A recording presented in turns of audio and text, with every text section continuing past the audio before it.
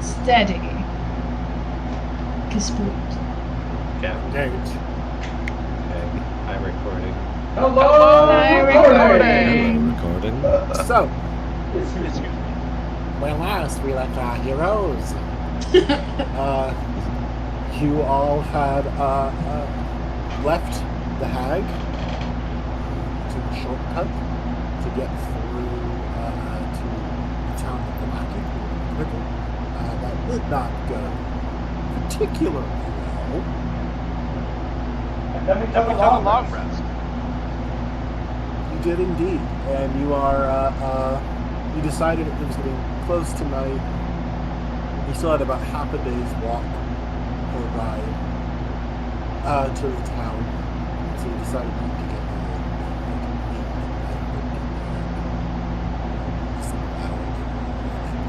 there. So, anybody want to do anything during long rest? Raises my hand. All right, go for it. I would like to gather poisonous herbs. Go ahead and roll me a survival check. Do you want Is it before or after I got fucked up? Exactly. This I would is like to heal. yeah. That's what the long rest is for. Okay, cool. I would like to be okay. 21. You find a local flower that you're aware is in a similar family to Deadly Nightshade, but actually Deadly Nightshade, not the normal kind of nightshade that people say for it, which isn't good. There's a lot of nightshade. It's actually edible. Tomatoes. I'm so glad you spent time in TikTok too. Forging TikToks. Yeah, no, you find some, and so you'll be able to make 21. I'd say you could probably get 4 vials of poison out of this if you have time, when you have time to sit and to study. Cool. I'm going to take a little bit of that, and I'm going to go to Freya. What? I'm gonna like hold it out to Freya and be like, is this does this work on vampires? Given what I know about vampires, would this work on vampires? I don't think you're, yes, actually, you are actually free to Yes. No, that will not work on vampires. Fuck. Okay. Freya takes a petal off of it and eats it just to prove it.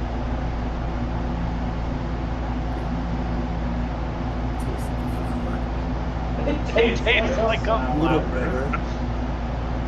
It doesn't taste very good. Things I like. Freya just said, no, this will not work, and did not elaborate with, actually, no poison works in vampires. Just this one. Just this one won't work. Leave him struggling. Just gotta keep him guessing. Anybody else want to do He didn't anything? ask if any poison would work. He asked, would this one work? How's our pet mud? He Mudbaker. is a little bit. He's been very quiet since you guys settled camp. He's been very, very quiet.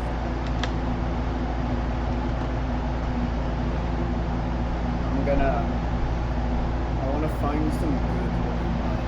Like the stuff with like some nice fine gravel in it, so it's crunchy but not like teeth breaking. I'm gonna get some of that mud and then pull it open and just like sit down and pull my fucking mud out of it. Oh, thank you. That was very scary. Oh, the death wall. Yes, that's why you don't touch those. That was very useless. That's okay. Was it? Yeah, not everyone has to be useful during death. wall stuff. I didn't do anything because, I mean, it's a giant wall of knives, and then you walk into it and you're like, ah, I got stabbed. Yeah. I think you're really good useful for everything. You don't have to be.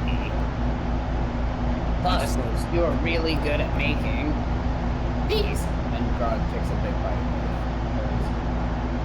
Oh, yeah, thank you. I had time to perfect the recipe. I would like to be a bit more useful. Why? Don't worry about it. It's passing by. Thank you. Why though? Grog puts both chin on both hands. You've all been protecting me, and you're my new best friend, and I want to be able to help. I mean, you are helping, because you're my friend. That's it.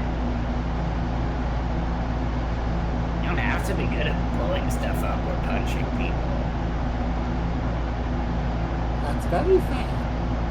That's very fair. Although I'm glad it helps. based on when you get to the river, you are good at blowing things up. Karth is also passing by as he picks more flowers. He doesn't have to be. No, I know what he is. You can be whatever you want to be. If you want to be good at blowing stuff up, that's fine. If you want to just make mud pies with me, that's also fine. Just don't do what he did. Points it to your... Because I was fucking stupid. No, I don't think I want to walk into a wall of dark knives. No. No. Really dumb. I don't know what I want to do. We are traveling with a lot more useful people. Considering we have all of our helpers and, like, what, 4 or 5 tag-alongs at this point? Most of your helpers are back. Oh, yeah.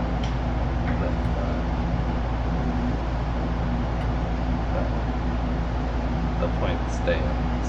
There's like a Google document detailing what our people are doing back in town, right? Mm-hmm. That get pinned.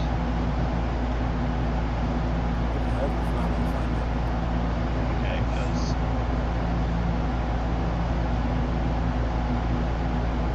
I mean, okay. What do you want to do? Right? I don't know. I guess I have to decide right now. Right Ooh. now. What do you Sleep, want to do? probably. Then sleep, and that's it. You got it. You figured it out. That's all it's gonna be. You're very smart. I'll give you that. You're very smart. And he lays down and goes, oh, sleep then. Yeah. Good night, friend. Woo! He passes out.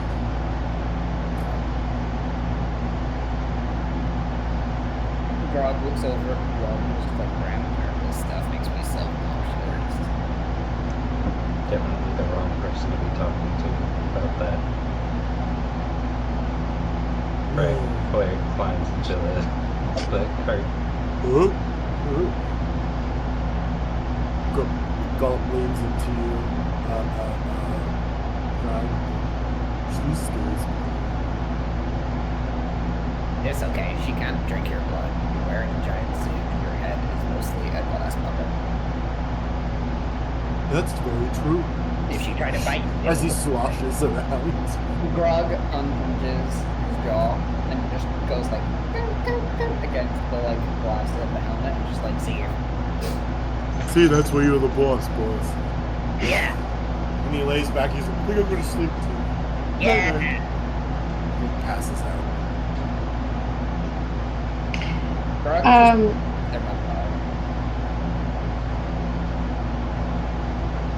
Following on from Freya's run of being everywhere for everything, as Freya goes to step up into the carriage, Walker walks past and taps her shoulder and beckons Freya to come with her. Alright, she comes down.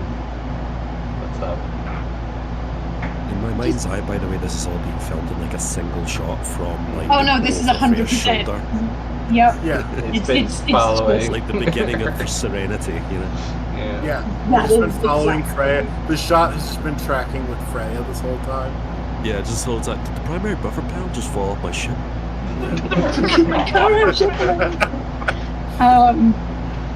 Yeah, so Walker's just going to bring you over. He's going to go and head over to Tyr, who's going to sit down and start doing all of the patching back together stuff that we presumably have to do so that sleep isn't magic and taking it doesn't, stop you being nearly dead. Yeah, I kind of assumed that this this long rest, I would just be patching myself up. I couldn't really do anything like Yeah. You Technically got your speaking- resident. What the part? Sorry, I didn't want to interrupt Kate, actually. I appreciate your actually. So Walker's gonna go ahead over, sit down, set stuff out, spend a minute or so putting stuff together and go. There's something I need you to understand here. And then pivots her head to look at Freya and is like, and you're here because I don't fuck around with whispers and secrets and shit. And obviously, anything I say to Tyr, you're gonna hear. So you might as well be here. Take a load off. This is none of you. Freya nods and sits down. She's like, I think I was going to have this same conversation. Actually. Kicks her Excellent. feet We'll up. take turns. We'll take turns. So Walker takes one of the big old rolls of bandages and starts fucking unwinding it. What the fuck was that? There was a monster. It needed to be killed.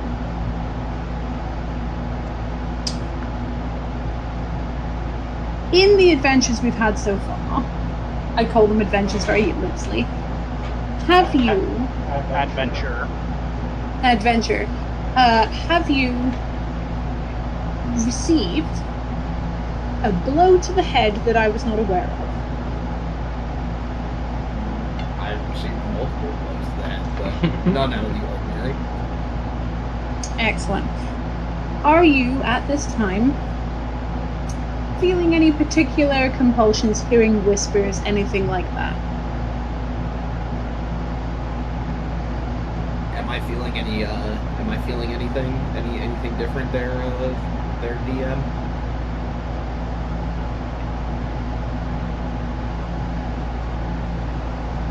Hey God, you're muted. Nothing specific like that. Yeah, Tyr just shrugs and goes, I don't feel any different than I normally do, except for, nothing. Okay. We finish wrapping up. No, go on, Freya. Did Tyr tell me about the dreams he was having? Yeah. You Yeah, said that's- you were having bad dreams. You did not say about what was happening. Yeah, but I talked about it openly with Alex. Yeah, we were going to. Hey, it wasn't there. You've mentioned the curse. Did I not You mention mentioned anything specific. about the hole? I don't think you've told anybody. I thought I Oh. did. I just want to establish what Freya knows about. If As you, far as what's I been don't, going on. I don't remember, but it is your character. So if you think you did, we can say that you, at the very least, told Freya about the dream and the black hole. I probably would have told Freya. Okay. Freya gives Tyr a look, like, you should probably bring up that thing. You know the look. But then Tyr shoots another look at Freya and says that thing is supposed to be between us and only us. Gives the same look, you should bring up that thing. Okay, so I will fill. I'll fill. because I'm just talking to Walker right now, so I guess I'll just flip Walker. Just Walker in right now? I would like to just say that at any given point, wherever Walker is, Carly might be hiding underneath her boots.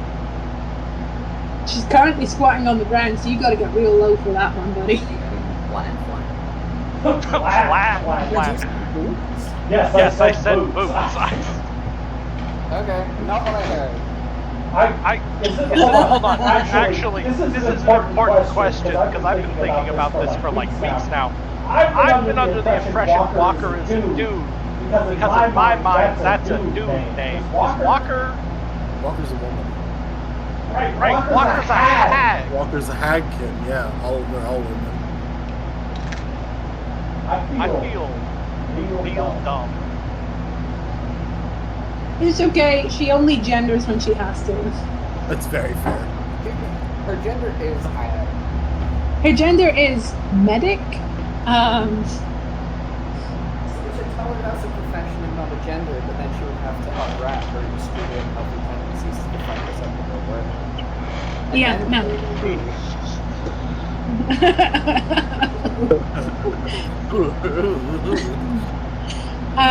So yeah, you feel so. Remind me, the player. You had a dream. There was a big old dark hole in it. It felt like bad. Yeah, and then I woke up. I mean, game-wise, I woke up with a point of exhaustion, but I guess Tyr, just looking at him, looks more haggard than he always does. As Walker is... exhaustion, and you also lost your proficiency in investigation. But yeah, I don't really know how. I mean, I guess Tyr is like a little bit more aloof too. But then again, my rolls have always been very bad, so he's always aloof. Okay, so as you're telling Walker this, she's busy like bounding one of the many stabs to like your thigh, and she takes her big fucking knife to cut off the end of the bandage, tie it up. And then when you finish telling her, she holds very still and thinks about it for a minute. And then she lays the blade, the flat side of the blade, on the bandage she's just done, uncomfortably high up your thigh. I appreciate you. This is not time for you to talk. And she tips the tip of the blade just slightly in. This is listening time. You are not the first set of soldiers I've worked with. You will not be the last set of soldiers that I work with. This is very much what I do. And here's what I see. You experience something that may or may not mean that you are psychologically compromised. And rather than share this with your teammates, in this, the land in which our enemy has control over literally every aspect, including presumably what we dream, you decided to keep this information to yourself. That was probably point number one that I would be unimpressed by. Here's my other issue. Today, you decided, from what I can tell of your own volition and deliberately and in as close to full having of your faculties as you have been the entire time I've known you, you decided to not just put your life on the line, but jeopardize this entire fucking mission. And she digs the point slightly harder. I cannot emphasize how angry I am with you right now. And in case you haven't run with a medic before, we are not the people you want to displease. Instead, let me suggest that you understand my role here. I was sent here by my literal God. He charged me with a holy duty. And keeping you people alive is part of how I get that duty done. And honestly, I like you all fine, and I would rather we all get to the end in one piece. However, if you ever do something to jeopardize this team or this mission ever again, I will leave you out there to die. We will not waste the resources and lives of others on your flights of whimsy. It was irresponsible, it was dangerous, it was fucking stupid. And if you would like to tell me right now that you think that your dreams might have played a role in this, I would suggest that means that you're having a conversation not just with me, but with the entire fucking team. Because whatever you are playing at, it's done. Do I make myself absolutely fucking clear? And she finishes tying off the bandage and just moves to the next one. Hold on, let me get this part straight. There's a sword in my fucking like pointing at me. There is, like, as she's been like doing the long bandages, she get to the end of like how much she needs to cut because she got like a big fucking roll. She's just been cutting it off with like a reasonably sized blade, like a hand length sized blade. And she sort of just like rap, cut, and then using like the end length to like tie off your bandage. So rather than fetching out another blade, it is that blade that she is making her point with. Okay, so she's using a blade to get her point across. Tyr's gonna grab the blade like on the blade side, and I can take damage for that if I want. But he's gonna like remove it from himself, and he's gonna just say, "I didn't ask any of you to save me," and then he's gonna finish wrapping up the bandages himself.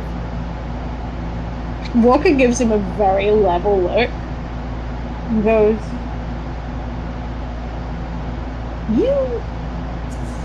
I genuinely have to know if you are being deliberately stupid.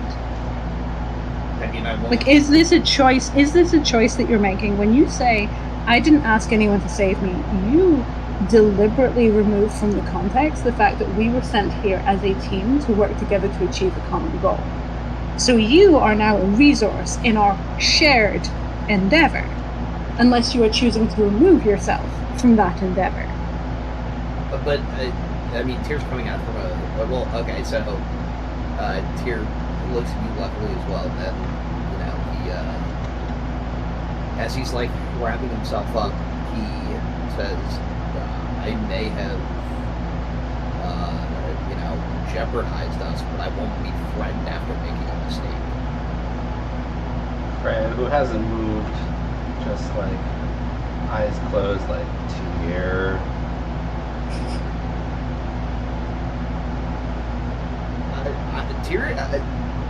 Tyr's gonna walk away. I mean, he's not. He doesn't want to take shit from Walker, but also now that Freya isn't like going up to bat for him, he's pissed. He's gonna walk away. Walker lets it leans back enough to let him move off. Puts her hand on her thighs to start to push herself up, and to Freya goes, "You understand me perfectly, correct?" I do. I'll make sure he doesn't get himself into any more trouble, at least on this walk. He gets up. Hey, Blender Boy, want some mud? Walker just claps her on the shoulder, and they head in the two different directions. Walker's said her beef. She has no beef. She said her bit. I'm so excited to see what only Tyr sees. With his apparently... Tyr does not have 18. Tyr's 14. Oh, my bad. That was a mistype then. My fault. No, you're fine. You're fine. Oh, yeah. I had to double check. Whoops. I must have been looking at the wrong thing. Damn, that would have been crazy. So after that,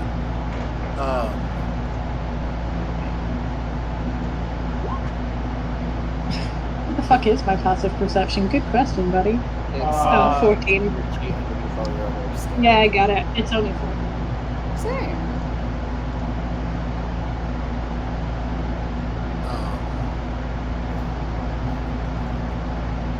So after all of that, does anyone else have anything they want to do, or You're ignoring my offer of mud? Did I ignore your offer of mud? Tyr looks at you, and he just pats his stomach. Remember the last time you gave me something to eat? Yeah. That's fair. I just drank holy water. Yeah. Let's just say I will be making the same mistake twice. Yeah, don't drink holy water after eating my rations. It's a really dumb mistake to make. Drink some honey. Good point. And then he opens up his hand for a ball of mud. There are things moving inside. Perfect. I'm not going to eat this. I'm going to walk away. I'm going to dispose of it without people seeing it. It's like pen. God's gonna watch you. You just dude. Sleight of hand and perception on Greg. Sleight of hand on Tia. Oh, okay. Oh no. If you're not gonna eat it, give it to someone else. It's good mud. I'm gonna let it roll off right now. Suddenly, Freya and Walker, behind you, you suddenly just get like this big whiff of sulfur as you like it startle as you turn, and Deva is actually coming behind you.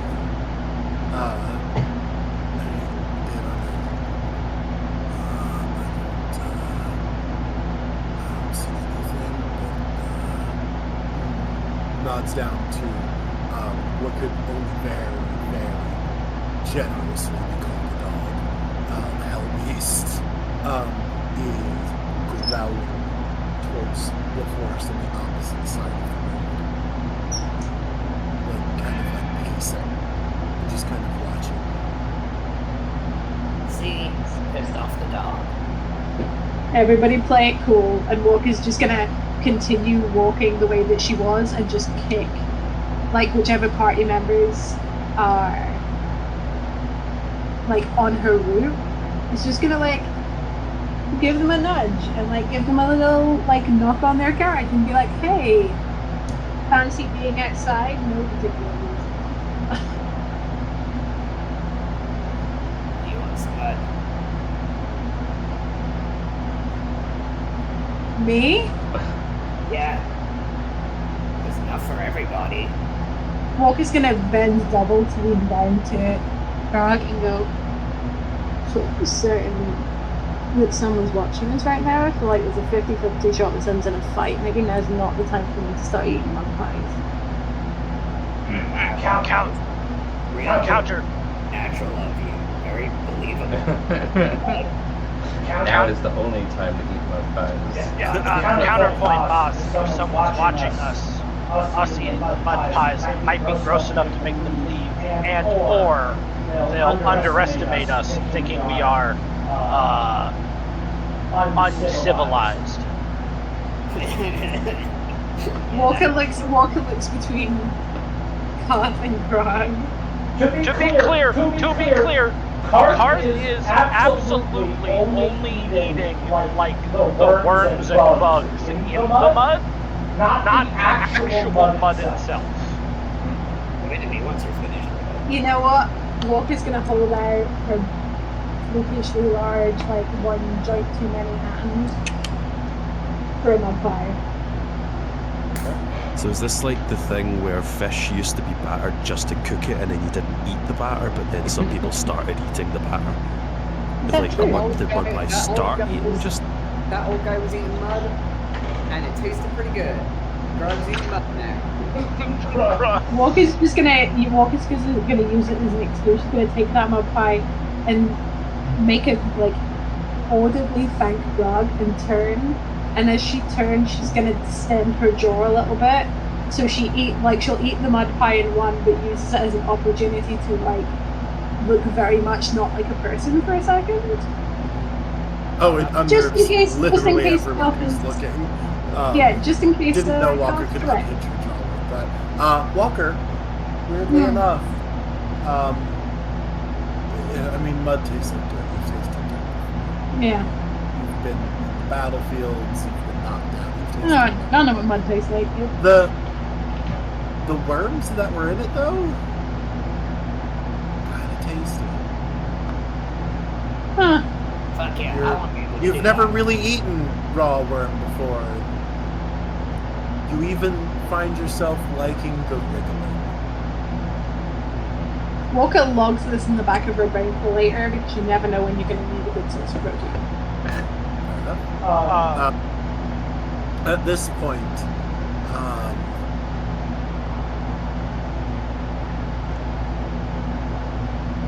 something stumbles out of the forest and just casually starts sort of shuffling towards you all. First it looks like a person. It's not moving aggressively though, it's just kind of walking. Is this a zombie be gone kind of moment? Karth is going to slide under the carriage and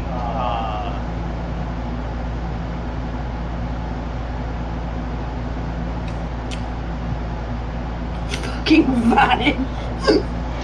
Karth, you've hidden so well under the carriage that you look around and you see what looks to be a map of Ovia, but it's got some weird pink writing on it, and some red lines. There's something in a language you can't read, something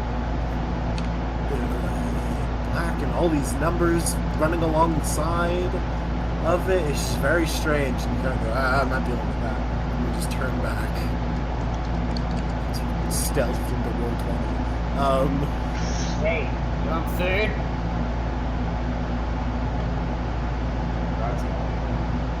That's fine. He kind of steps forward, and you do hear a low moan. You sound hungry. Here. Drago launch a ball at them. Roll strength.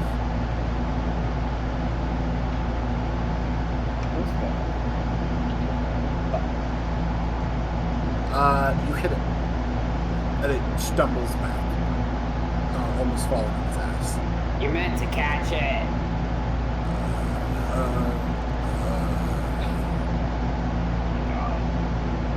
I've heard the undead before. Does this sound undead, or does this sound like this? Make a survival check. Sure. 14. No one else has noticed yet, Grog, but you're like, it doesn't sound like the undead. You've fought undead before. That sounds a little too varied. And they don't usually stumble like that. Like, it reacted to getting hit, which is why it stumbled back. It was less the actual hit, but just, oh god, something in my face. Zombies and the undead tend not to be phased by just like external stimuli. Drago get up the end there, or Strahd just walks out past all of you and gets to the person was emerged. I'm not stopping Grog. Grog can do what she wants. Grog, you get over there and it's person. You want another one? Starts to pitch forward straight at you. just step backwards. There's a deep. Use your fucking words. just for comedy value, I would like to pitch that the person tries to beanpole forwards and does not land on Grog, mostly because Walker's hands reach over the top and catch this poor fucking person. Make a dexterity check. You didn't. It was not like in camp. You would have to cross. Oh, it's outside. Okay. Yeah, it wasn't like camp. Walk straight into your. Yeah, it wasn't like right up on you. Oh, okay, I misunderstood then. I would try. Grog had to walk out too. I would like to say that as Grog does this weird backstepping shuffle with this not zombie, I would like to know as soon as it's within 30 feet of where I'm hiding. Oh, it's been within 30 feet. Oh, okay. Like, it's not like right up on you, but you would have to. Anyone trying to catch it or do anything to it would have to make a roll to do so. I will wait until it tries to lunge at Grog again before I make any actions. Walker's gonna stride Walker's gonna stride up, given what Grog has been saying. It sounds like Grog being wildly unsympathetic. Grog's just standing there with his hands on his hips, just like leaning down, staring at this person who's now face planted in the dirt, like, go on. Please and thank you. Walker! Broken. Yeah, Walker's gonna walk over and sit on our heels and slow, like, in the direction that presumably their head has twisted. And with one finger, like, reach out and try and push, presumably hair, back from their face to have a look at what. Make a medicine check. You would think I would be good at those, but hysterically. Everyone make a perception check. 26, baby. Still need to make a perception check. You want me to make a perception check also? Yep. I am so unbelievably zoned in on this guy, I have no idea what's happening. 26 was medicine. They're dead. They're This person dead? stumbled out. Yeah, they are just dead. Were they dead before they tripped and fell? Walker. I know it's not my 26. No, you're 26. Shut up. So, Walker, I can give you quick and dirty with the 26. Well, Sure. But if you want to like detailed, you have to like sit here. This is going to be easy for the rest of the. Yeah. rest So of right the this more second. Just give me conversations quick and everything. dirty then. So quick and well, you have to pick now. What are you going to She We're wants not quick gonna- and dirty. She wants quick and dirty right now. If it turns out to be, she may then go You, further. you have to decide what you are doing with this roll. Oh, with this roll, this one roll is quick and dirty. Okay, so that means if you want to do a longer examination, it's I'll roll again. not That's long. fine. Okay. Yeah. Just make that clear. So, quick and dirty, this person is dead. They probably died, and that's probably what made them keel over. Mhm. And the only other thing is they are severely malnourished, just kind of looking at them, and missing their tongue. Walker immediately stands up and draws. Or no. While you're examining, Okay. Yeah. Freya, Yes. a weird sort of whitish-looking beetle is climbing up the back of Walker's coat.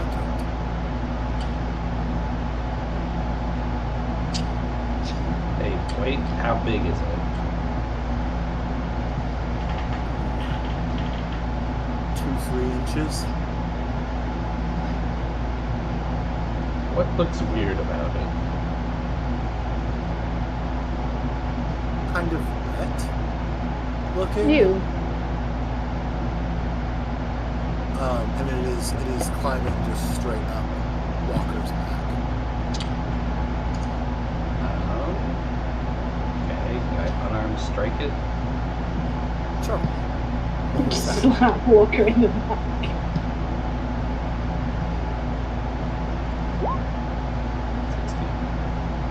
16. Yeah. You kill it and it makes a screech. Walker, you jump because suddenly Freya just slapped you in the back. Mhm. Sorry, bad thing. And then it kind of curls up on the ground. If Freya picks it up and looks at it, does it look like any kind of bug I've ever seen before? Ooh, wait, good witcher check.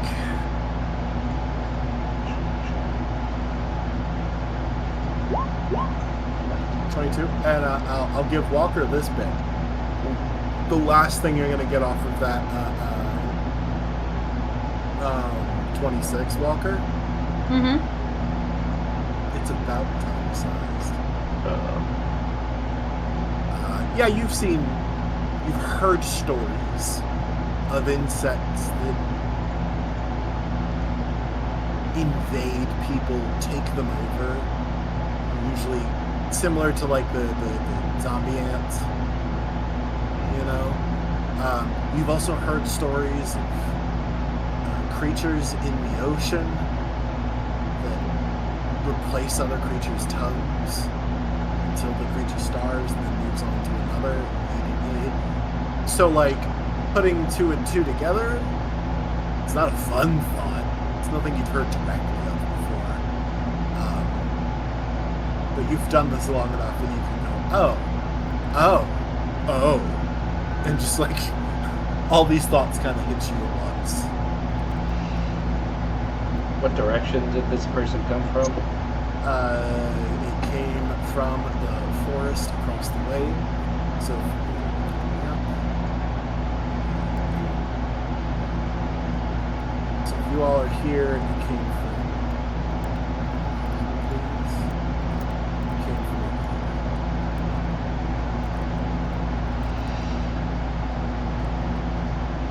Do I know that lake is so close to us? You've We seen saw the him map. that. Yeah, you've seen the map. Okay. Actually, I'm going to look at Gra. Like, show me those worms. Mm-hmm. Dips one fucking hand into the dirt. Holds it up to you.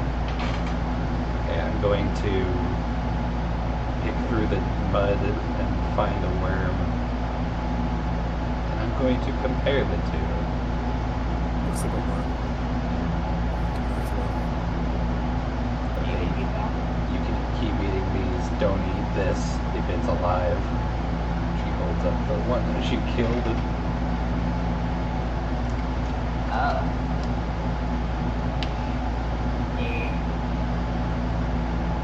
It's less if it's dead. Well, it's going to be a lot less fun if you end up without a tongue.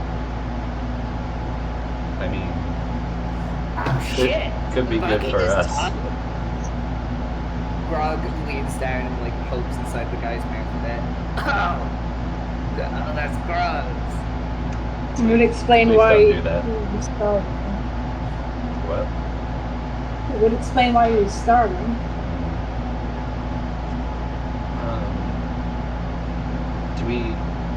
He like just died, right? Yeah. Okay. He wasn't like being mind controlled. And I mean, he died 3 weeks ago. so- Is he warm? Yeah. He is not as warm as he should be, but he is warm.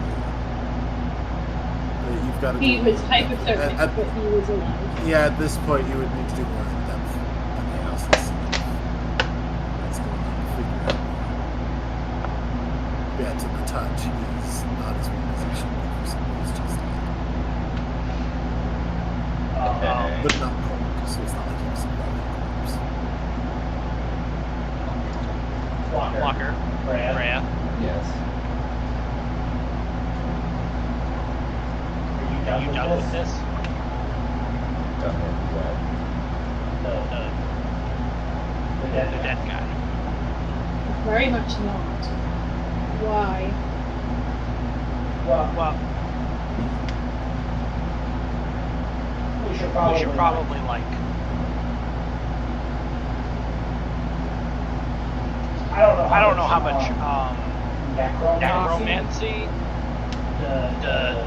the local vampire lord can do, but we should like probably like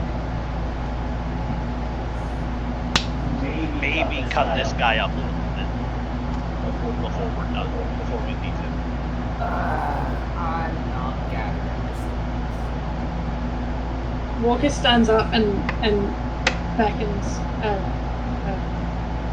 Freya to help him move the body a little bit. Gonna take it to an appropriately like not super populated part of camp,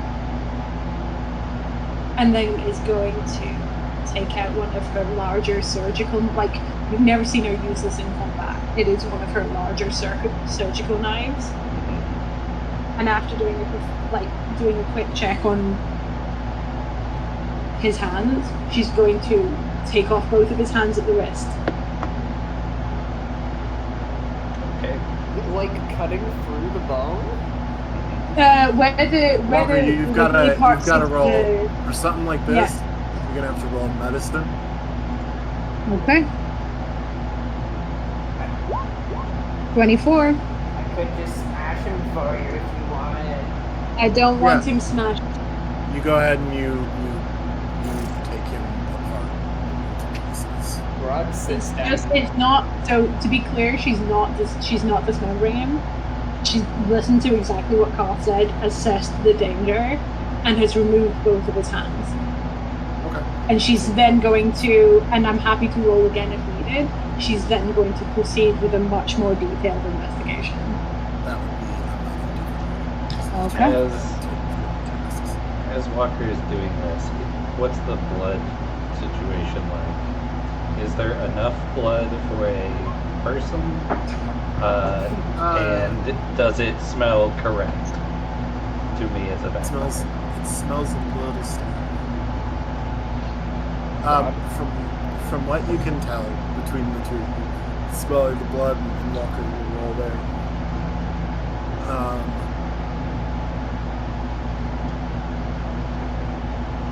Clearly this person has been up and moving, and yet there is some atrophy in some of the muscles, so it's not been moving much. To be perfectly honest, you're not really sure what to make. You know that the bug not only ate his tongue, but was clearly living in his mouth for a while. You do see signs of that. What's the state of his clothes like? Dirty. What's the state of his pockets like?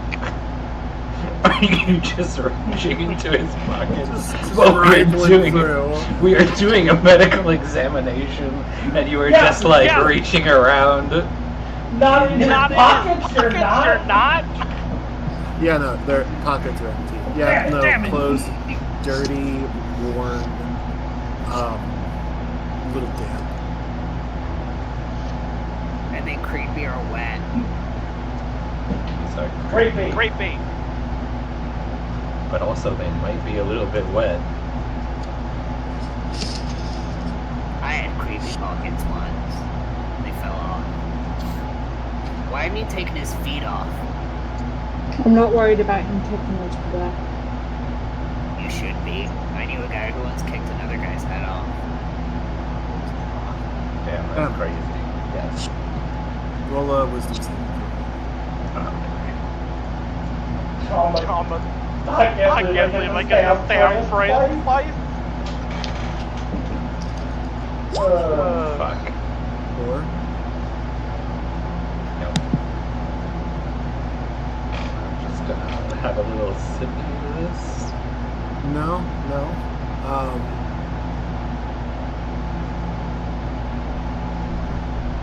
You're talking to Walker, you're saying something about you're kind of letting her know about what you noticed about the smell of the blood. You're sort of waiting for a response, thinking that Walker is just sort of in trance. Or like not trance, but in sort of like in deep thought. Yeah. But then still doesn't respond to you, so you go to say it again. She was cutting the hand off and you should be the saw. There's not moving.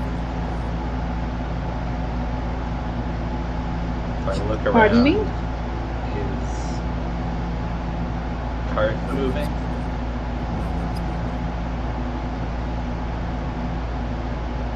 Fuck.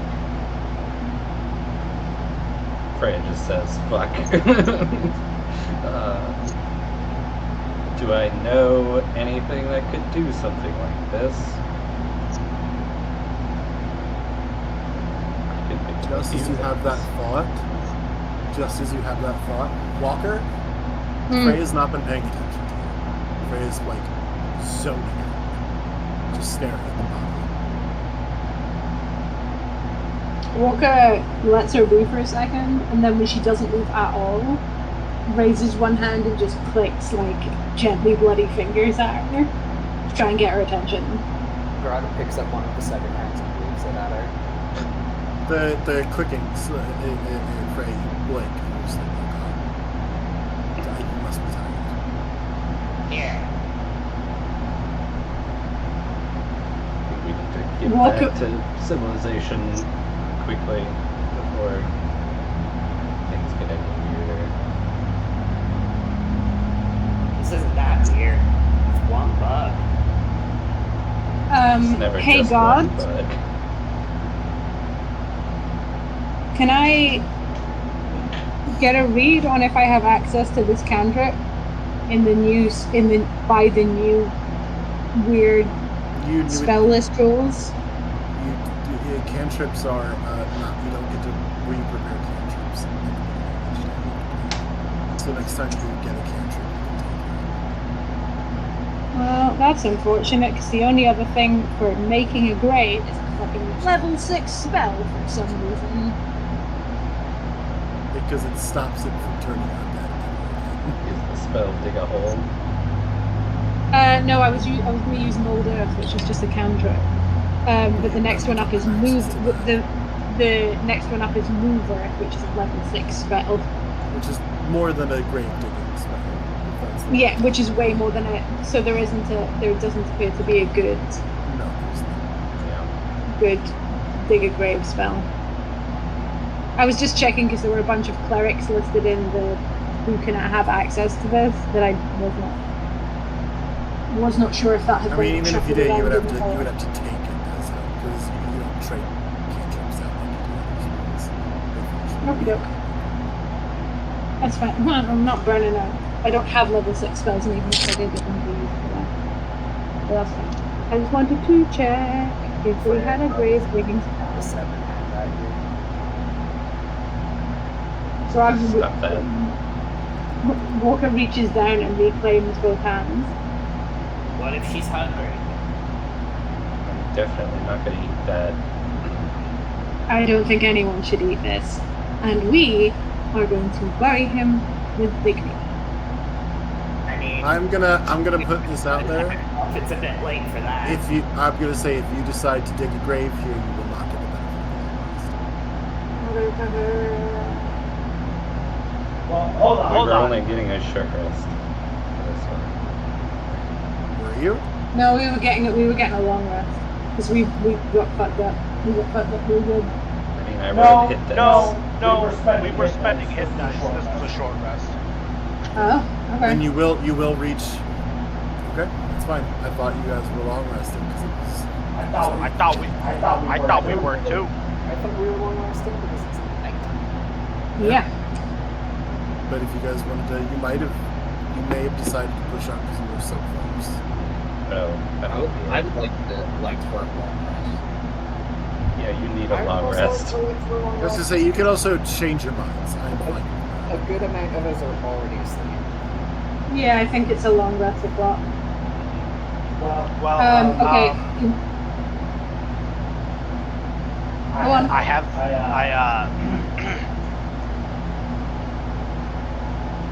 If we want to make sure that the body stays here and nothing takes it or it doesn't get up and move, I have something that can do that. Me too. It's called a hammer. Smash his feet. I also have something that can do that. Well, what's your something? I can use gentle repose. And gentle repose will mean that it is protected from further decay and it can't become undead. No. I should have thought about this before I chopped the sound off. Right, but there we go. How long does that last? 10 days. Oh, okay. Well, I was just gonna have you open him up and put this immovable rod inside his chest, turn it on, and then close it back up. But your way seems more efficient. Why wouldn't you just put it in his open mouth? He doesn't even have a tongue. Well, I don't want someone else to be able to turn the immovable rod off. Put it switch side down. while they are talking, Walker is going to go and get some sort of fabric, whatever we have, and is essentially going to wrap you this. do not have enough fabric or spare fabric anywhere. It's not, you guys don't have that kind of caravan, right? You just have whatever supplies you need to make it. Strahd gives Walker a muddy pat on the shoulder and goes, "It's Barovia. It won't be the first time," and walks off. Walker nods, turns around, goes and gets her bedroll, and uses that instead. So Yeah. For reference, she has also used some of the bandage scraps that she didn't use for Tyr to more or less bind his hands in the right place so they don't bounce around inside the bedroll. That's good. And then she's gonna go cootie up in the carriage and that. Okay. Anybody else want to do anything? I mean, I just had a very weird moment there. I'd like to see if that happens again, or if I can find where it came from. As you're doing that, Grog, make a wisdom saving throw.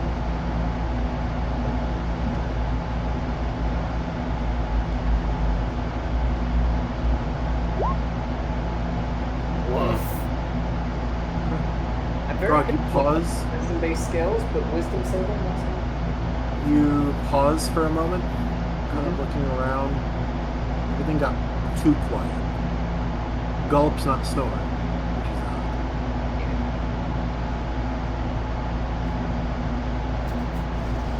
And then you hop down out of the cart just to kind of see what's going on. But as you hop down, suddenly you hear Gulp sneeze.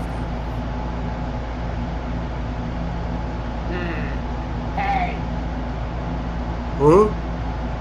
No, you're fine. The rest of Okay. it. Is Walker or anyone else still awake? No, as far as you're aware, you must have had like worm or mud. And I guess because of the wisdom saving throw, I don't notice that was weird. No. So you kind of dig around. You do pull out quite a lot of racks that could possibly have been hit. Maybe it shifted.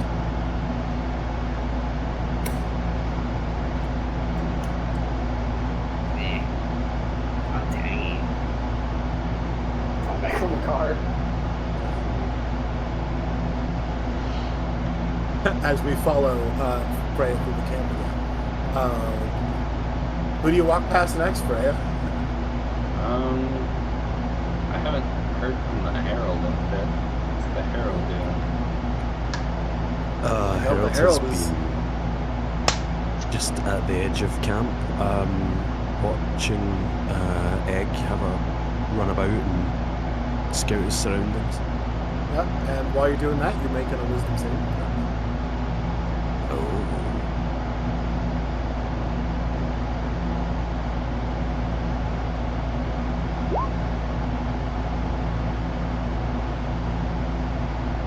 I'm feeling kind of wise. For a moment, just a brief moment, it was almost as if, because you're not paying attention to what's happening. Oh, not at all, no. It was almost as if Egg just froze, and you're almost concerned, and as you're about to get up, Egg starts moving again. You just go, oh, something must have startled it. Must have, it's an animal. You make a note that fear response might be freeze, which is not good. Have to check back to that later. Scribble, scribble, scribble. Yeah, Freya, you back up to Freya watches Egg for a bit. It's like there's some weird stuff going down. over there. She motions.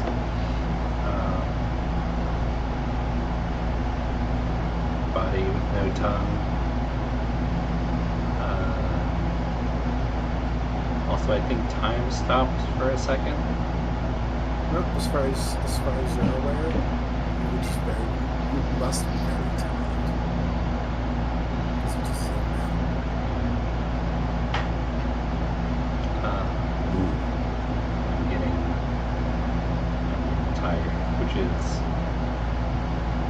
an unusual experience for me, I think. very. Was understandable. He's going to look at Egg again and just kind of think about asking, but just be like, no, it's daft. I must have just imagined it. At that point, you're actually interrupted as a tiny Lord of Hell in infant form comes running up, looks at you. His big charcoal eyes. Someone we just know. such a nuisance. Can I play with the baby, please? I'll be nice. Everyone said I had to be nice, so I'll be nice for now. If everyone said I had to be nice, so I'll be nice for the baby, please. Only if the baby wants to play with you, stand right there. He's gonna just like whistle Egg to come over. Egg comes over. He's gonna point the little baby demon. And then he's gonna point at Egg and say, "Do you want this to be your friend?"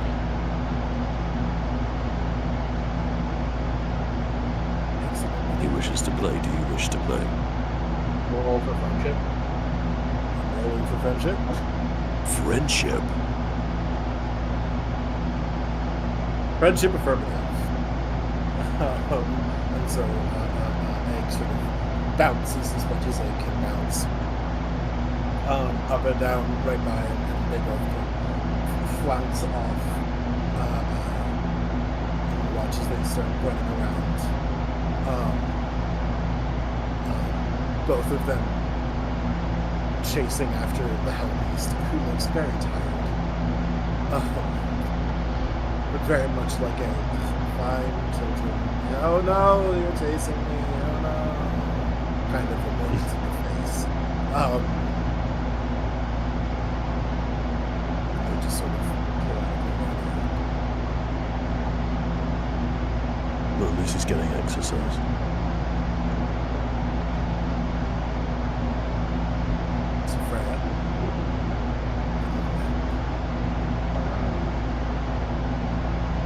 Watches this for a moment,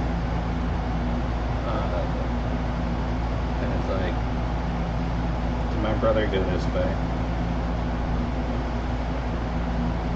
He stormed off in a huff. I'll be perfectly honest, I wasn't really paying attention. Harold's voice, watching I it don't. most of the morning. Harold's voice, I genuinely don't give a fuck. He sort of paused almost in midair. I don't know what's wrong with him. Is it me or has he gotten bigger? I mean, he is a growing boy. fairly rapidly. We'll only run out of suitable prey eventually. Might have to release him into the wild if we can't take care of him. It's Are you possible, ready for that? but I suppose, if it has to be done, it has to be done.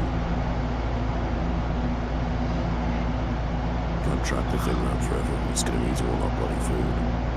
Although he has shown himself to be sort of self-sufficient, so I don't know. I mean, what's one more apex predator on this demi-plane? Yes, exactly. Perhaps I'll leave it to the group, I don't know. As you say that, you look up and it pretty much has the mini baby fully in its mouth. Egg, put him down. You just hear the baby saying something inside of the egg. He was told to play nice. You should do the same. That's good to know. Anyway, we'll be there in a moment. You walk on through to the next cutscene. You'll be fine. Alright, well. Let's see, when I loop back around, the camera is following me today. Well, good for you. It's a lot of responsibility. Freya's going after where she thinks Tyr went. You'll find it pretty easy. You can go far. Tyr, what are you doing? I'm meditating. Okay. As you're meditating, you make a wisdom saving throw. I think Tyr should get advantage on this because he's meditating. I mean, that was 22. I think Tyr should get disadvantage on this because it'll be funny. I want every single person to fail this save. To be clear, it has been getting harder with each successive failure. Here, Yes. you notice as you are meditating, you have no idea if anything is happening or If anything has happened or not? not. Yeah. You're meditating. Okay. The whole eyes closed. Like thing is, you are currently in a position where Tyr wouldn't notice anything, but unfortunately, Rob, you've put your character in a position where there's no description to tell you that maybe you failed or maybe you passed. You have no idea. Oh, good. Okay. Freya's pretty light on her feet, right? Alright, pay for visuals then.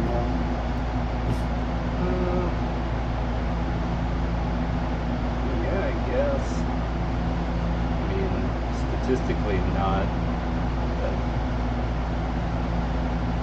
And you're also I was gonna say, I was wondering if I would hear you coming up. I probably would. I don't think Freya's trying to sneak. Yeah.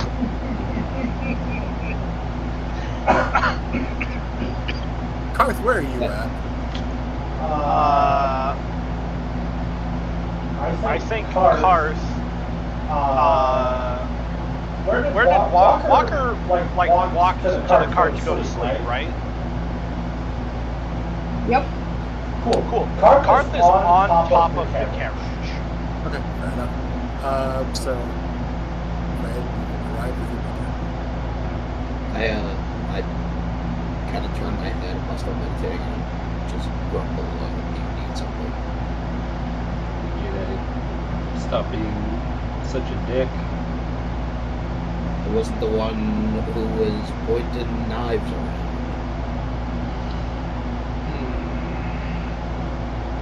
She steps up, like, a step behind you, arms crossed. It's like,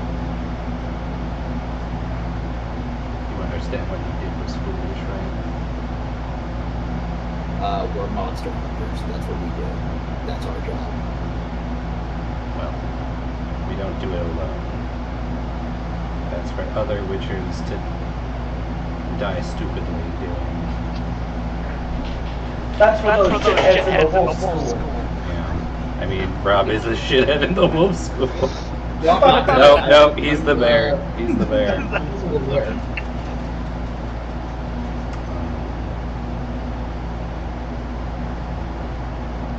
Something's been going on with you. I can't tell if that's making you more or, well, certainly not making you less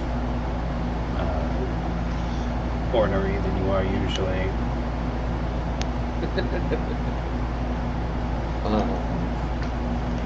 Tyr kind of shrugs and he goes, I think it's been bothering me more recently than usual.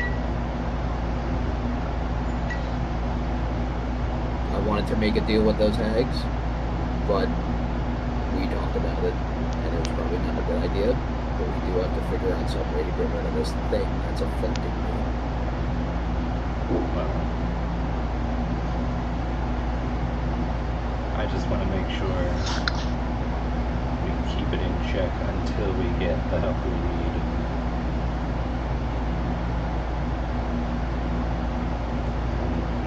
Rumble even more than I understand. Getting into fights with our allies isn't going to get us very far in this situation.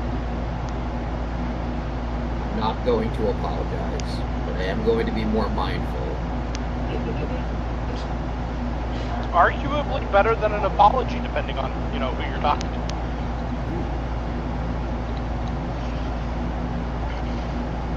And then again, did we know we were charmed? Like, because I was charmed into the situation. It wasn't like No. You're charmed. You had been uncharmed, and then you decided oh, to that's keep right. Oh fighting. yeah, no, I just kept going. Yeah, no, yeah, you're right. Yeah, no, that one was your choice.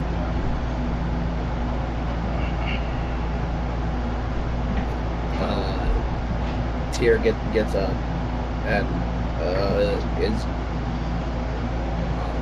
gonna say, I'll go back to camp.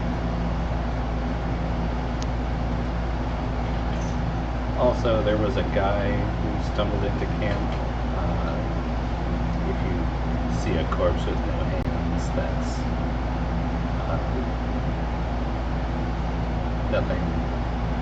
nothing happened. It just that sounds like something happened, but I'm not going to ask about it. I mean, nothing major happened. Just a stumbling like corpse. Can I do an insight check?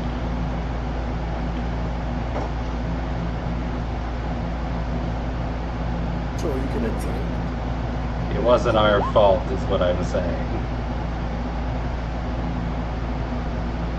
Do I believe that's not? Yeah, you do believe that it wasn't. Yeah. Just tell the truth. It wasn't their fault. Sometimes dudes just wander into camp and die. So what I'm getting is dudes are rock and roll.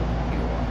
Yeah. Okay. Alright, I understand. And then Tyr gathers up his belongings and limps his way into camp again because he's still hurt.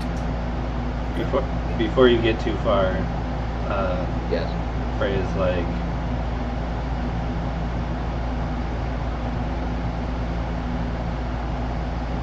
you still trust me, right?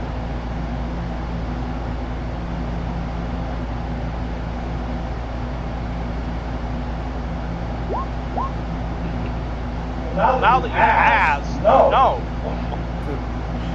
No, I don't. Well, Tyr nods.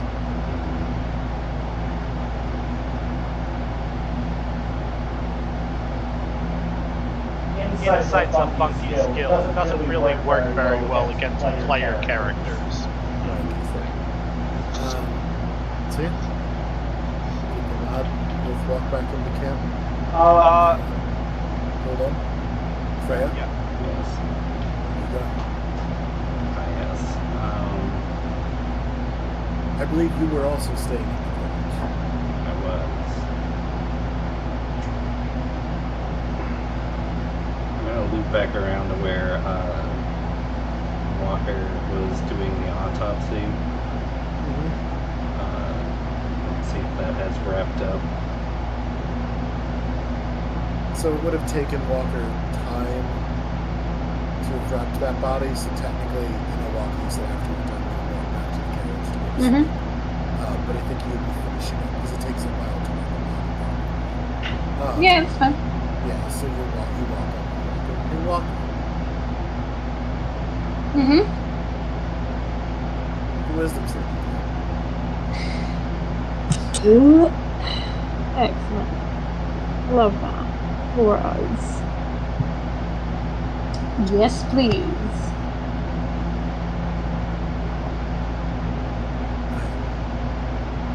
So sorry. It's a function of all the failures that came before. I still fail at 25. I fail at 25. Oh, come on, really? The first few people had a Seriously? chance, and at this point, there's no chance. Then why, Then why make me make the roll for it, save? buddy? I mean, you could. Yeah. I'm You objecting. No, I can't. I'm I could objecting. at that is me rolling an 18.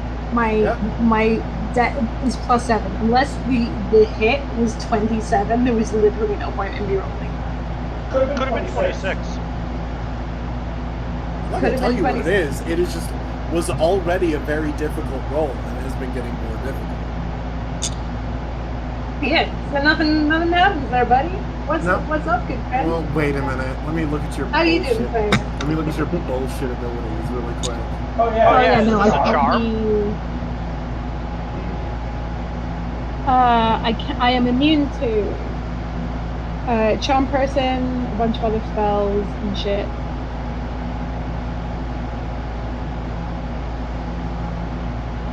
I mostly have my spells listed on here, actually. You have what you're immune to. Yeah. I didn't know you were immune to reincarnate. Oh yeah, hags. Oh yeah. They can't be polymorphed or transformed in any way, and reincarnate changes your body because you reincarnate as a different race or a different species. Also immune to lycanthropy and vampirism, so none of y'all fucking scare me, buddy. Not sure where the vampirism comes in. Vampires don't. Most vampires don't. It still alters the fundamental. I guess that's fair. This is a magical ability. Thank you, D&D, for being vague. Well, hold on. Is it? Can I know the name of the ability? Absolutely. I believe my list is comprehensive of all the things it said I was immune to. So if it's not on there, you are not immune to this. I miss when D&D would tell you if something was a spell-like ability, or like things that were useful.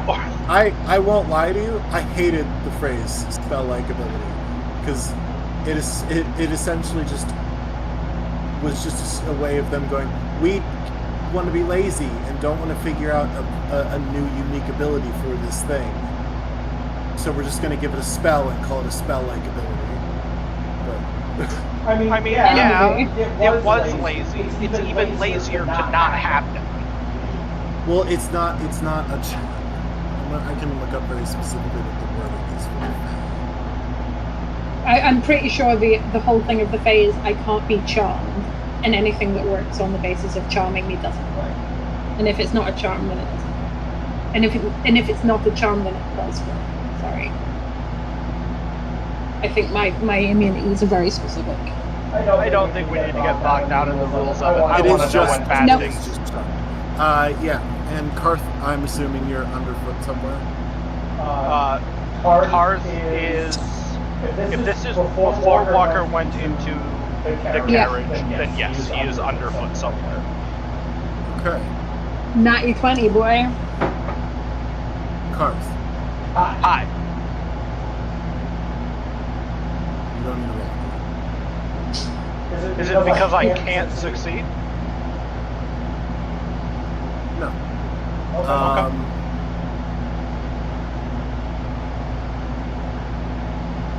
Well, technically, you can't, but you'll see it. Okay. All will be explained. So, you had kind of, Walker, you kind of, everything kind of You must be getting very tired. This place must be affecting you. Because that arm that you were trying to kind of tuck in to wrap was so... It felt so heavy to you for a second that it just didn't budge.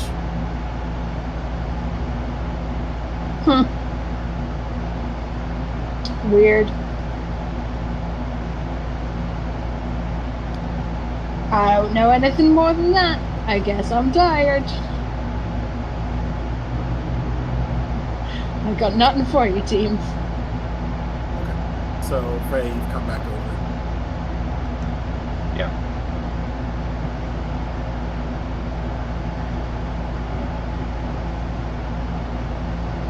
Is the body in the ground? No, he's wrapped up in my bedroll. I'm gonna put him on top of the carriage. We'll take him to town with us tomorrow and see if anyone knows him. Might be it might look bad to do that, but I'm not sure what better recourse we have. I mean, is she's gonna fetch out one of the little like jars that she presumably has because everyone's got jars, and see if they can find the bug or the remnants of the bug. I think I still have. If we roll into, if we roll up into,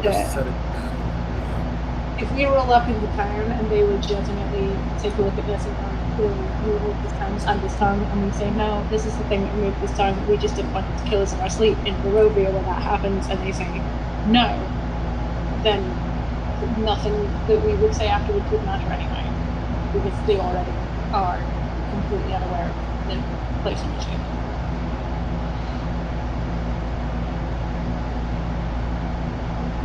Freya puts the bug in the jar.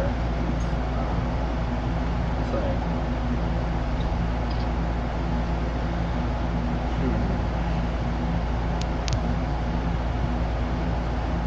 Are you feeling tired?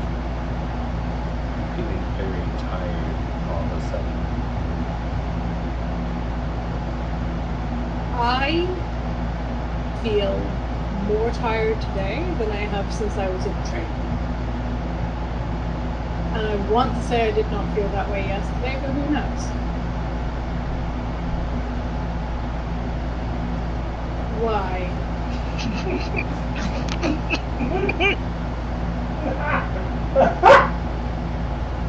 Okay, it was laughter. For a minute there, I wasn't sure if it was just joking. Yeah, you never know. Well, now we might be joking about something. I'm sorry, I don't mean to be a distraction, but I Is it the delivery of no.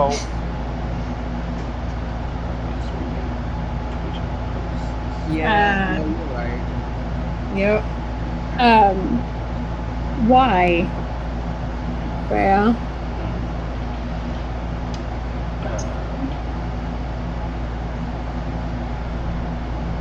Not sure. I get the feeling that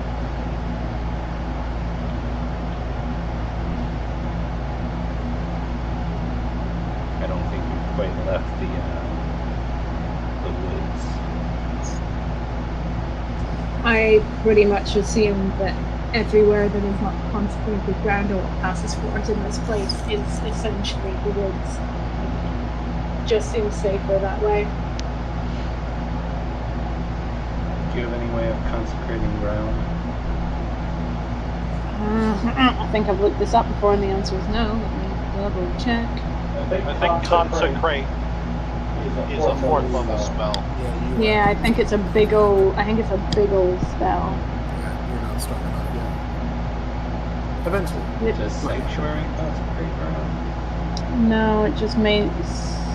It makes things unable to attack you without passing a saving throw. And even then I can't sleep. Sanctuary... And it only lasts for a minute. Yeah, sanctuary is like a combat spell. You want consecrate. A lot of those kind of like bonding people in marriage and all of those things because they Yeah, actually the fact have, that like, marriage is a fucking whatever level yes, spell is because it has ridiculous. effects. It has in-game mechanical effects. Leave it to Dungeons and Dragons to make getting married a combat thing. I think it's a health regen. Gives you plus 2 AC. Yeah, I got.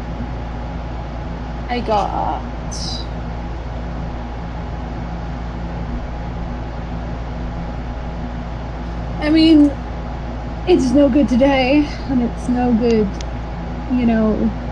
but good in a pinch. I can make a magic circle, which can keep certain types of creatures out, but it only lasts for an hour. So if we really need it, we can have it, but nothing to keep us safe overnight.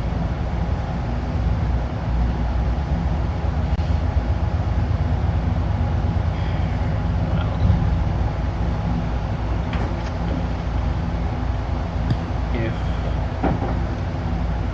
I stay awake, I feel less bad about it than one of the others were to keep watch. I thought you only slept half time anyway. I think we're getting towards halftime at this point. Yeah, you guys are gonna have to wrap up the conversation. Yeah. We don't sleep, period. You do that elf shit where you meditate like you say. Yeah. I don't know if there's like a game difference. Walker's gonna nod towards the side account that to fucked off to pose. Between you and your brother, we should be fine tonight. I don't know if he's in a position to keep watch. Harold also sleeps. That's a fair point. What about the Herald?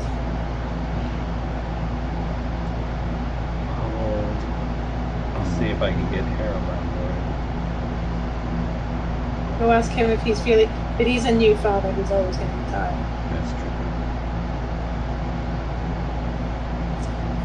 And we'll sleep and we'll. Sanity. Yeah. We're not going to work out a program. No. Just have enough people to watch them. Yeah. We have 6 player characters and a coterie of idiots. Yeah, you have plenty of people to set up a watch. Actually, speaking of the idiots, I'm gonna check with like the brother and sister. Who else do we have with us? I'm gonna see how they're feeling. If they've noticed anything odd. We get to be what's happening. Yeah, I mean the only thing that has you off is you've not done either. Which is a little alarming. And if it's affecting me, I'm worried it's affecting like the human of our group even more. You go and you talk to everybody. Some of them they just feel fine. No one's really noticed anything. He's tired, but like that's to be expected at this point. Like Who's tired? everyone's Irina is very tired. But like, she's being essentially chased halfway across the land. So that's to be expected. Her brother's pretty tired. You get the feeling he's not sleeping as much as he should. And as for your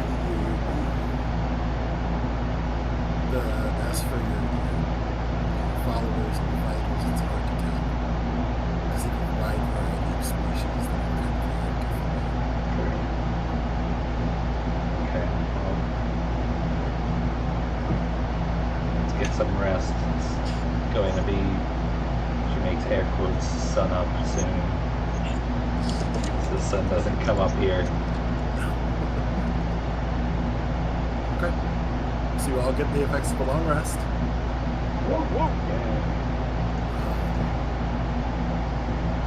The next morning, you guys start heading in towards the town.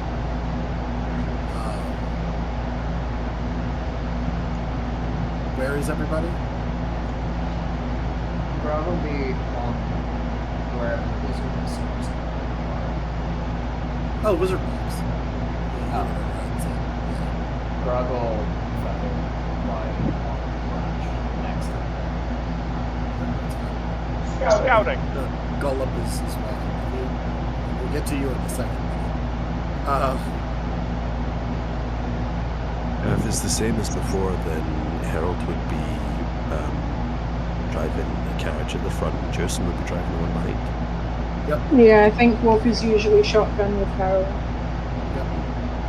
The zombie scattering reasons.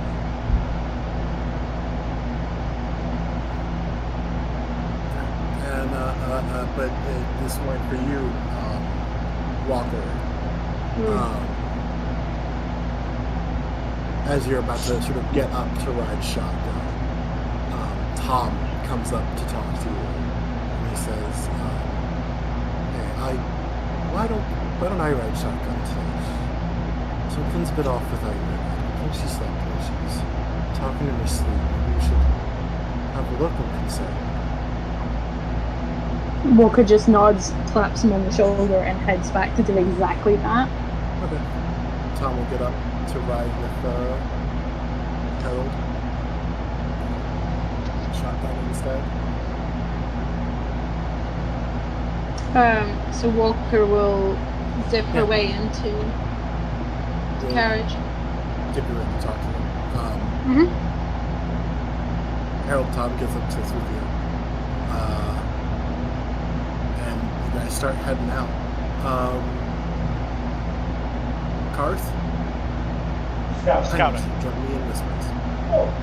Ooh. Real quick. Gotcha. While marching songs, Hello. Grog starts teaching Grog and whatever we call it, I was just about to say Harold was going to turn it on and be like, "Do you want me to put any particular music on?" I'm just kidding, I have no idea how I would do know that. a bunch of good marching songs. Why was that calling? I know all the good marching songs, but none of them pass the modern sensibilities test. They are all awful. As are only mine, has yeah. dad Well, I mean, the cassettes. fucking the one about your balls is like fine. It's just talking about balls. What?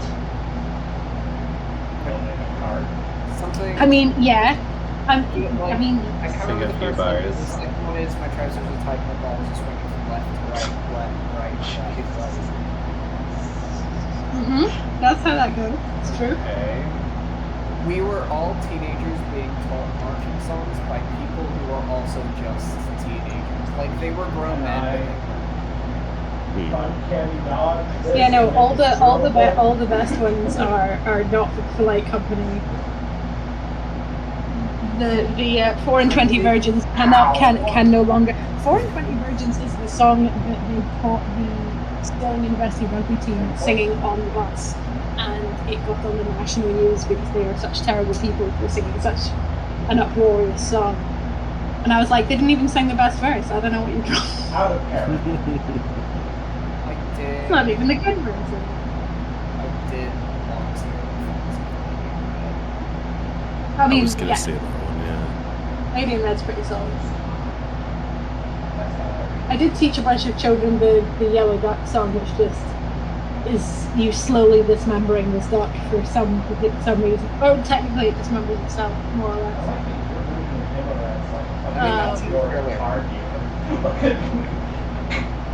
Yeah, let me find that one, but I haven't dipped into that part of my brain in a long time. I mean, whatever I do him or is just like a deep blast. Oh, That well, does sound like the kind of I, marching song that like cadets would come up with there. Was a duck and its feet fell off and a yellow duck with a yellow bill, he landed on my windowsill. I coaxed him in with a piece of bread, and then I knocked his tiny head. And then I smashed his yellow head. The next one, a little bird with little feet, he sat upon my toilet seat. I pushed him in and flushed him down, and that little bird went round and round. Same again. And then for most of them, you just change what you coax him in with. I coaxed him in with a piece of cheese, and then I smashed his tiny knees. Like, you just progressively screw up this bird for no particular reason. Why did you do all that bird? Apparently he landed on my windowsill, and I apparently take my windowsills real fucking seriously. Took that personally. Because you were apparently trying to teach a bunch of teenage boys to march in a straight line together without getting bored, or you're trying to teach your 20-something-year-old teenage boys to march in a straight line without getting bored. Either way. I mean, or to be fair, I learned most of mine when I was doing Nijmegen, which meant we were marching 106 miles in 4 days, and you gotta learn something. Though technically the best one that my brain has just delivered to me is I missed his head and hit his balls and spread his guts from wall to wall. That's a good one. It was pretty good. It was pretty good.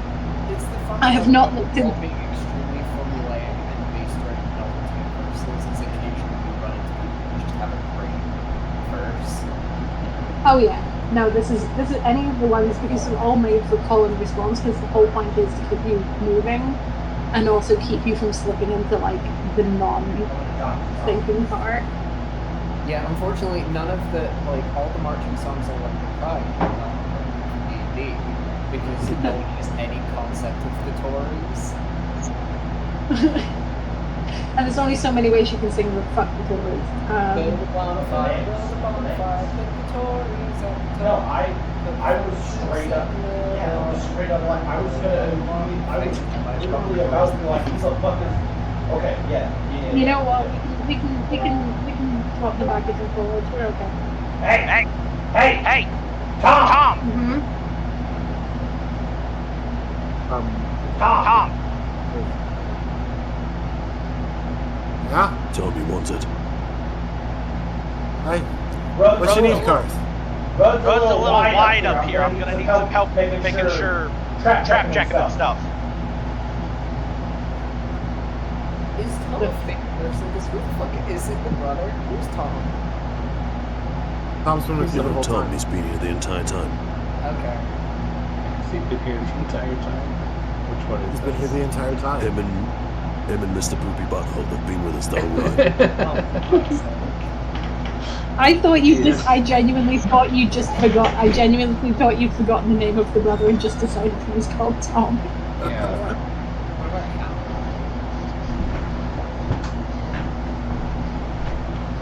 Tom looks at you and goes, "Alright, Garth. You'll be alright by yourself, Harold." Yeah, sure, I'll be fine. Right.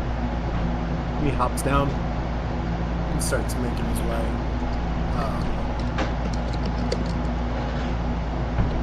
Good old Tom, who we'll definitely remember. Tom, this guy who's been with us the entire time and isn't just team forgetting the name of someone else.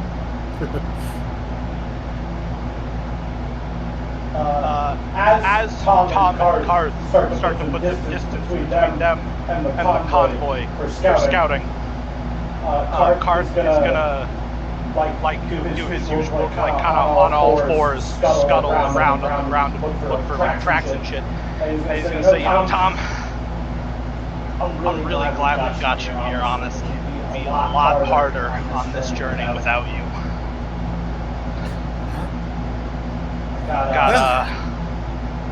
Well, likely I wasn't expecting to meet anyone here and that have half the range of the skills that you all have, and so I figure, just a wagon to prove it. No one who's met us would say this. Yeah, no one who knows us. While this guy's talking, and Carth is gonna take like a look back at the cart and like get all squinty-eyed. Is there a dead body on top of the cart? There it is. Okay, so it's not him. 10 days at both. Yeah. I need to be honest with you, Tom.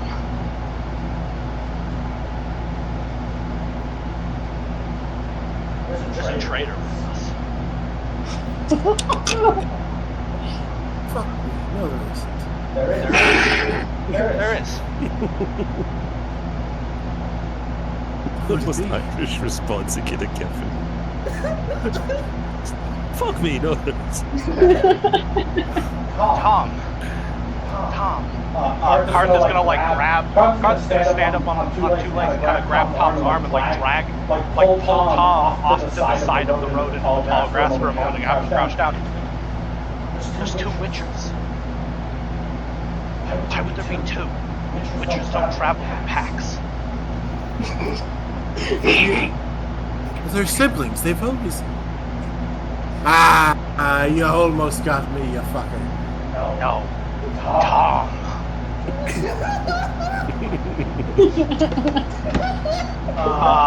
Once they're in the tall grass, Carth leans like real close, like Tom. We can't trust Tyr. Think about it. Everything he's done, this should be. What was that, Rob? Emma heard you go. We can't trust her, and she just goes, "That's fucked up." And I said, "I'm off of you." We can't trust you. Think about Wait, it. hold on. I came off mute because do I hear this? No, I'm way off in the distance. They're up scouting in the road ahead. Listen, we can't trust you. Think about it, Tom. That's a professional monster hunter who at every turn has been hiding things from us, has been actively trying to sabotage the mission. Persuasion check with advantage.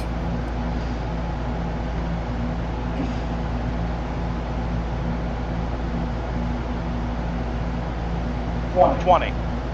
That's performance. It's the same. It's the same, but it's the That's fine. Same thing.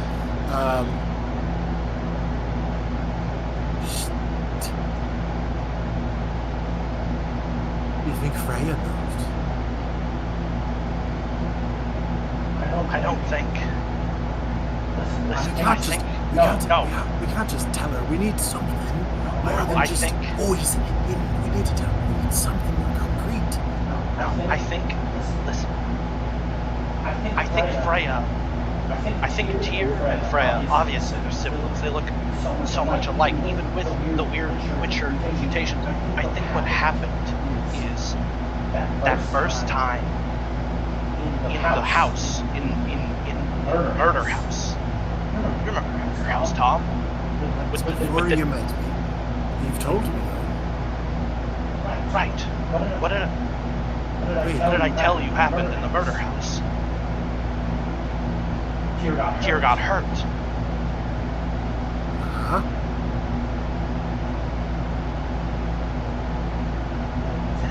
And I think the thing that hurt Tyr, I think it changed him. I can't. You're confusing me now. You're confusing me. I'm stupid, Carth. You gotta hold on. Because first you were saying there's never two Witchers. There's only one. Like he's not real. And now you're saying that he was real, but he's hurt, and that's changed him because he's. What? I'm confused. Look at me, Tom. Look at me, Tom. I'm looking at you, Carth. I'm trying, buddy. I'm trying. There ain't schools here in Barovia. What do you gotta give me a minute. When I look Tom in his eyes, what does Himarath get?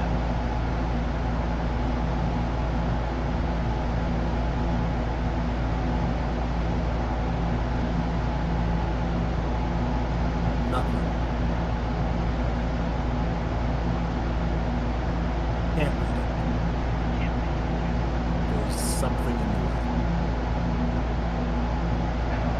I don't know, Tom. I just something's wrong, and I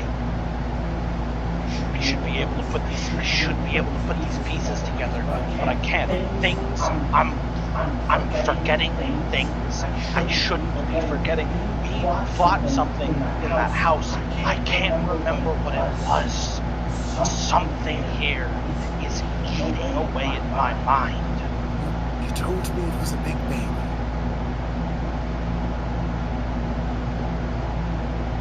No, I didn't. Yeah, and then shit,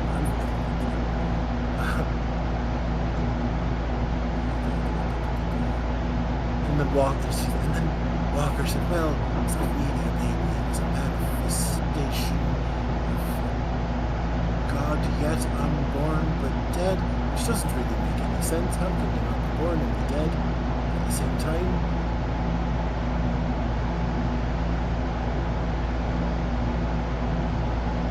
You said it was the cult? Right.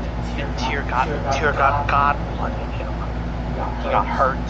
He got blood on him. He got blood in him.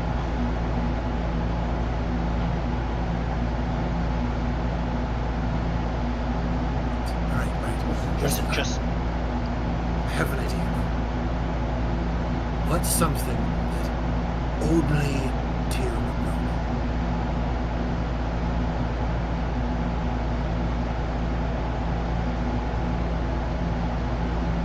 Talk to him about that. You didn't really know each other before, did you? Shit.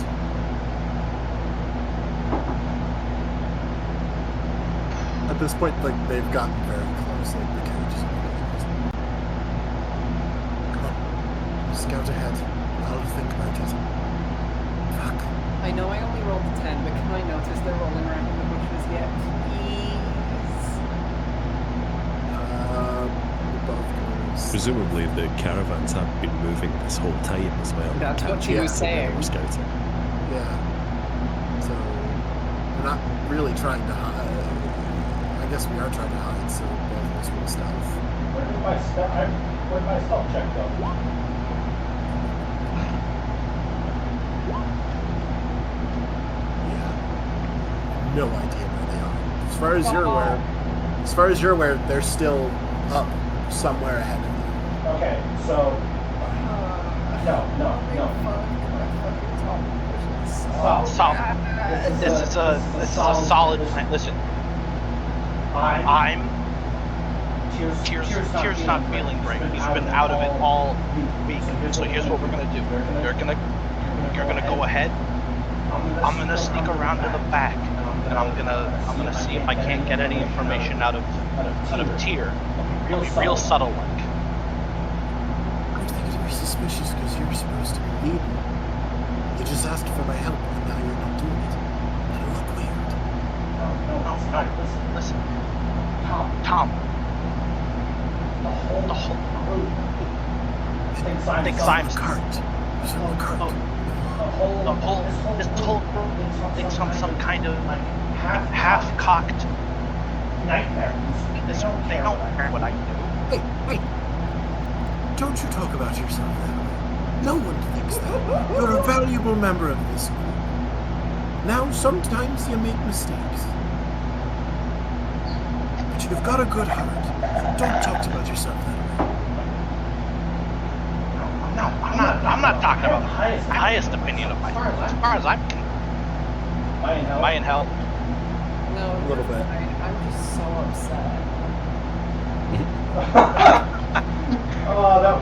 Now you're in hell.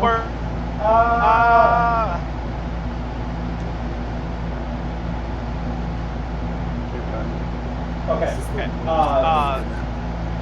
So Listen, Tom. I have the highest opinion of myself. I don't care what they think, but I can use it. You go ahead. I'll around. I'll talk to you. See if I can't figure. See if I can't get any to this puzzle. Tom's looking at you, dead in the eye, and goes, "Really? Not even what Walker thinks.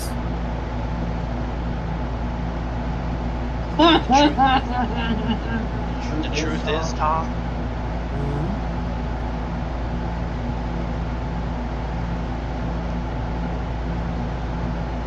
not really. Oh, now you're just lying to yourself, friend. Look, I think we best leave it be out here on the road. Don't need a ruckus. Let's get to town. And then maybe we can get Tyr away from the others, take him out for a drink.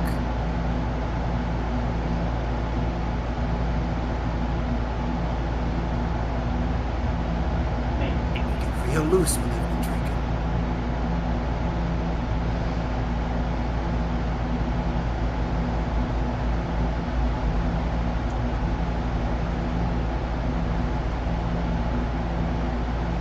I see him light up and I don't hear anything. Yeah, Is you're it lighting me or up, but we him? can't hear you.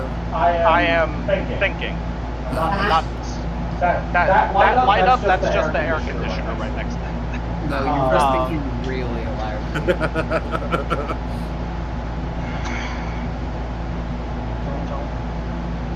I don't fancy my chances getting Tyr away from Freya in town. Is the thing. Right now, Tyr's in the cart with just a bunch of like mooks. And Freya's in the carriage. They're separate.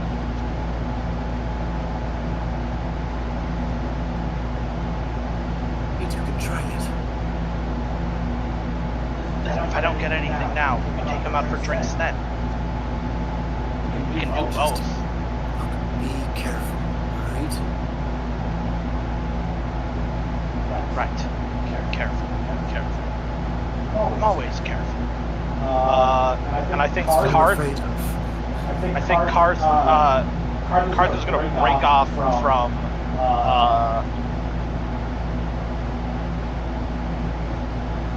I think Card is going to break off from Tom, so Tom can go forward.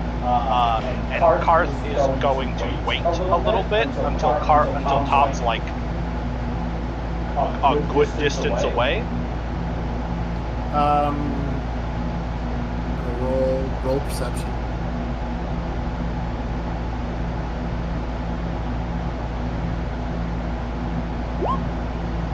Yeah, no idea. Not immediately, but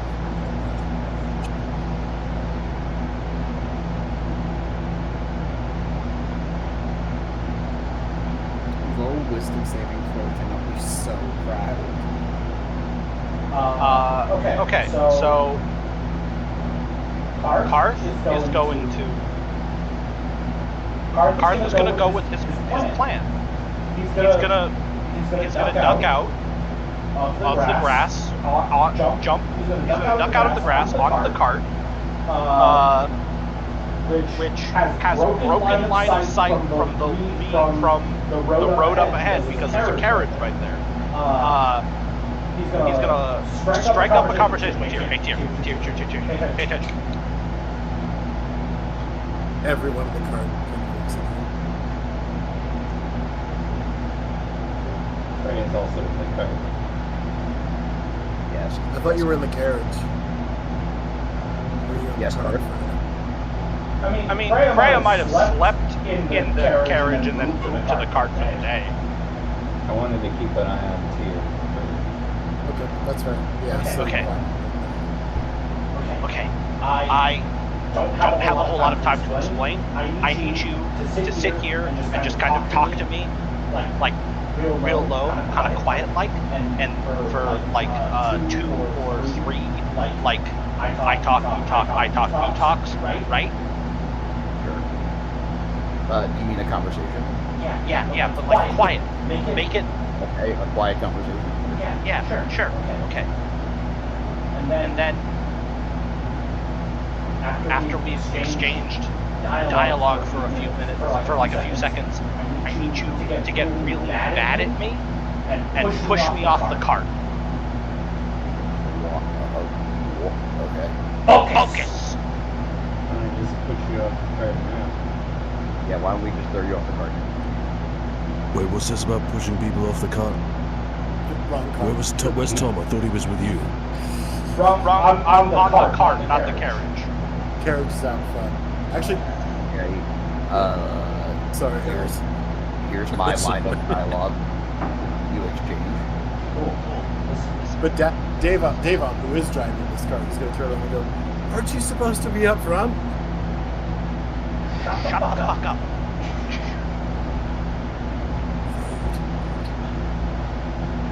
What is this about?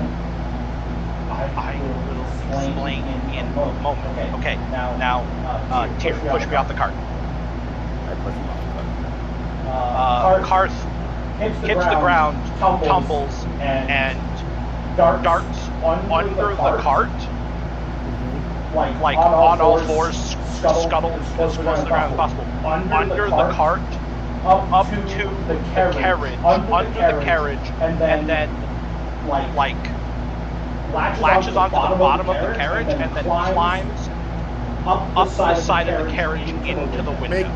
Make an athletics check to jump up onto the car. Also, does anyone get a chance to see or hear him fall out of the carriage? I feel like that Everyone would be in the carriage. Walker, you've moved back up to your shotgun position. Have I? You would have. Yeah. The conversation she was tired. Yeah, no, she did not sleep. Everything that you were told was true. Okay. Well, hold on. If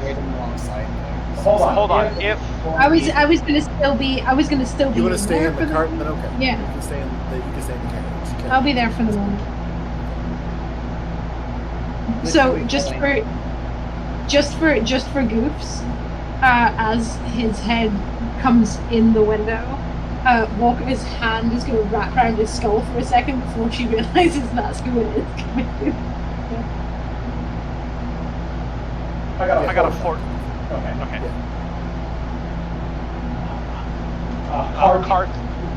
Big ass fucking hag hand wrapped around his head. Like head stays perfectly still, and the rest of his body just kind of like almost as if his head was gyroscopically stable. The rest of his body just folds into the cart. And he immediately turns and closes both sets of blinds on both doors for the cart. There wouldn't shutters be. Just closes them. We have a problem. Speak fast. Tom wasn't here. What do you mean? Karth is gonna like reach into his like leather into his leathers and like sink his claws in around the crystal on his chest and hold out a hand to Walker. You need to have a talk with the big man. Yeah, okay. Walker's gonna talk to a different god, I guess. This was not set up like something that she would argue with.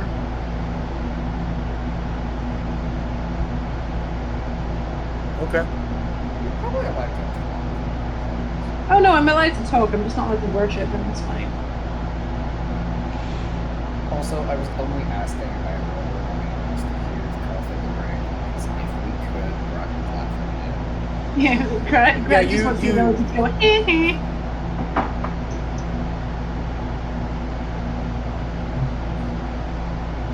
So,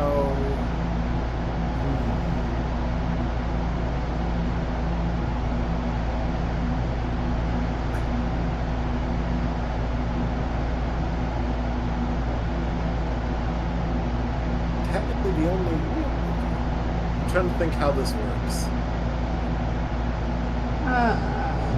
Do I have anything to help you if needed? Let me see. No, you wouldn't have anything. Okay. Because I don't think it's just that easy for Hemrath to just talk to him. Hemrath can speak through you. What?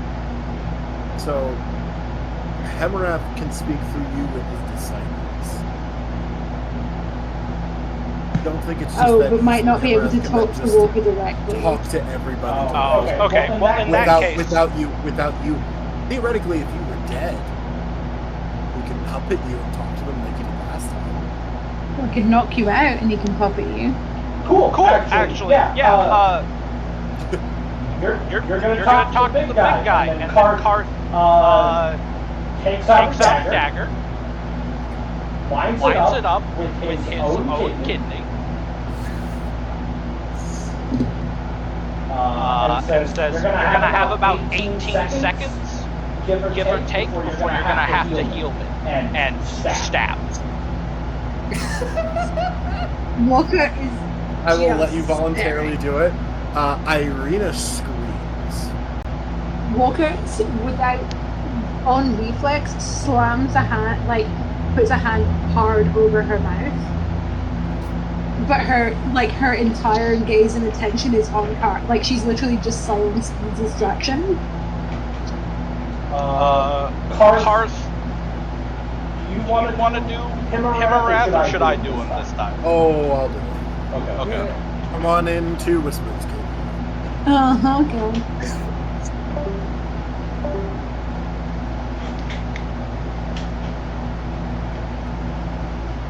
Well, Grog's teaching the old man songs. So Karth's noble self-sacrifice is being gently orchestrated by a song about how a man sold his testicles to live in a mansion. That everything in the house just reminded him of his balls.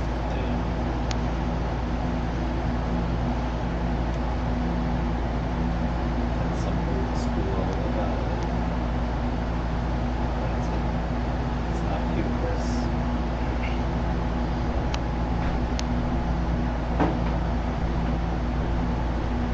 Testes. Correct. I know.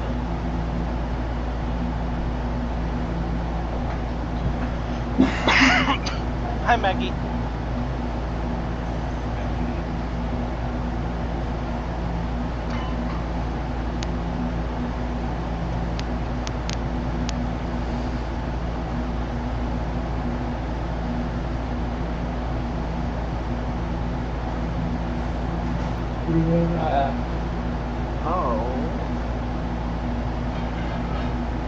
One of my boyfriend's friends got a kitten, and he's smiling. He's smiling. Oh, he's smiling. He's got a square head. That looks like a Yeah, it's got puppet. like the head shape. It's got the head shape of like one of those little papillon dogs. This looks like a puppet that is supposed to look like a human. Oh my god, it looks like a fucking Age of Dark Crystal, whatever. Yeah, it's some Jim Henson shit. I really hope that what's happening here is the cat thinks that his mustache is a snake and he's trying to beat shit out of it. It's got a caterpillar on its face. You gotta get it.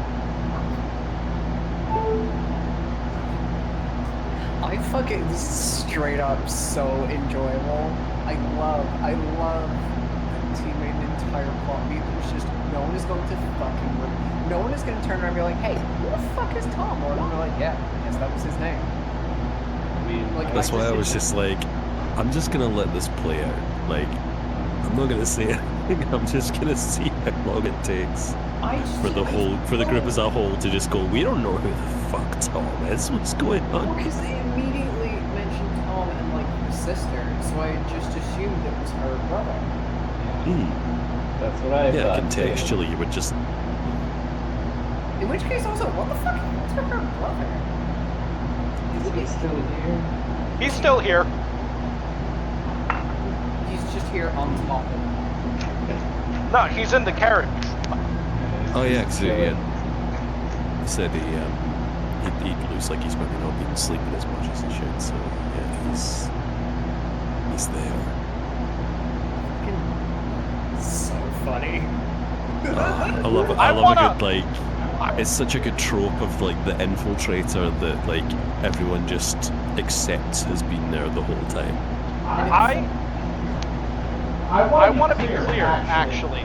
I knew Tom was not part of the group as soon as I heard his name. And if T had not pulled me into Whispers, I was absolutely going to just walk up to him and stab him in the throat. Okay. Immediately. I didn't stand. Does everyone go, oh my god, what have you done to Tom? Tom, our best friend Tom, why have you done this? We've had so many memories with him, such as... banished. Well, the reason why I didn't is because the worms that live in Cart's brain didn't want him to.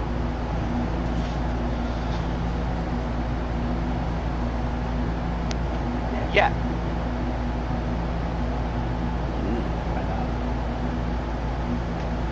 I don't know. I guess we'll find out. Jesus, Harley, you might want to come back to the computer. I'm preparing dinner. You are being asked to make a death save. Oh. Okay, so it's been 6 seconds. That makes sense. You didn't need that, kid. Death saves live? Oh, right. I have to be at 0. Hold on. Oh yeah, you'll have to change your hit points. In D&D Beyond, you do. Failure!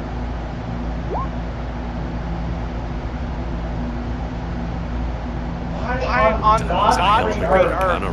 Why on God's green earth is Walker insight checking the God of knowledge? Himarath is not even capable of lying. Trust but verify. It's antithetical to his mandate. You should go into Whispers and ask. No, that's their place. I don't care. Sounds like No. False outrage is more entertaining.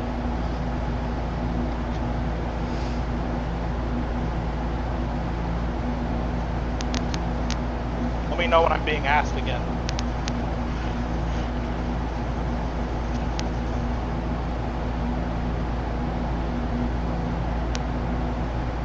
I think it would be very funny if Walker just accidentally lets you die during this sequence. Walker is fully capable of healing you at any time, but just like misses the prompt. Yeah, just need like a couple more seconds just to get that key information, and then oops. My favorite part about this actually is that they've gone into Whispers essentially leaving the calls. They were both insane. Yeah. I can hear the feedback there. Wait, but that's what I figured too. wait, did Kate get like a new headset or something then? Because Kate's been talking through her own mic this game. Maybe she's in the bedroom. I wouldn't be able to hear that. The only reason I can ever hear is the show chimney. Ah. You hear them through the chimney? It doesn't sound like I do, but this is the only room in the house where I can hear them if they're talking, so we assume it's the chimney. I can also only hear T because their voices do heard, so it could be Kate in there. That's a successful one! Woo! Hello! Please heal me! Yeah, no, Walker's gonna, let's do something. Weakness to front, let me double check. What the fuck? Were the words that you just said? I'm just double checking. I heard noises. I was just looking to double check what my what the best option for healing him would be, given that I can in fact touch him. What about cure wounds? Yeah, the other ones are more powerful, but mostly because they also heal other people. Yeah. Did that roll? I did not hear it. Did not.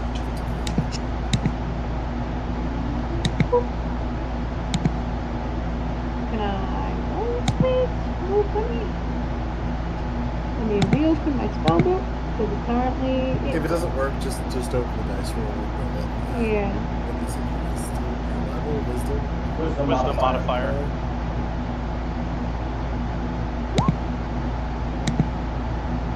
Yeah, I guess it's just roll it. It's not set up properly. That's annoying. 1d8 What's your wisdom modifier? plus... I'm not used to working on only one screen. Sorry. My wisdom modifier is 4. Yes, Kate is coming to us live from school. Right. That explains why you guys went to whispers. Mm-hmm. Yeah, otherwise I would have just muted and turned around. Yeah, no. So you heal 7. 7. Karth, as you come back, you feel you don't get any physical language from Emma. You do feel a bit of disgust though from him, aimed straight at Walker.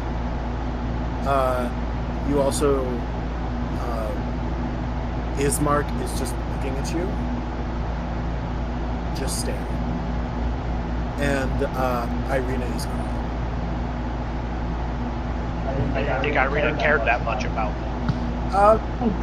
It's not that. You get the sense that, you know, a lot of normal people don't talk to things like him normally, and he can have an effect on people. Oh, right. Sorry. He bends the mind a bit. The old right. Listen, I've had it in my brain for like 35 years now. I'm broken. Walker slowly peels her hand off Irina's mouth and like sets it on her shoulder and turns her full body to like check on her and try and comfort her at least a little bit. But it starts with, I am very sorry. That was rude of me. But we had to make it each second count.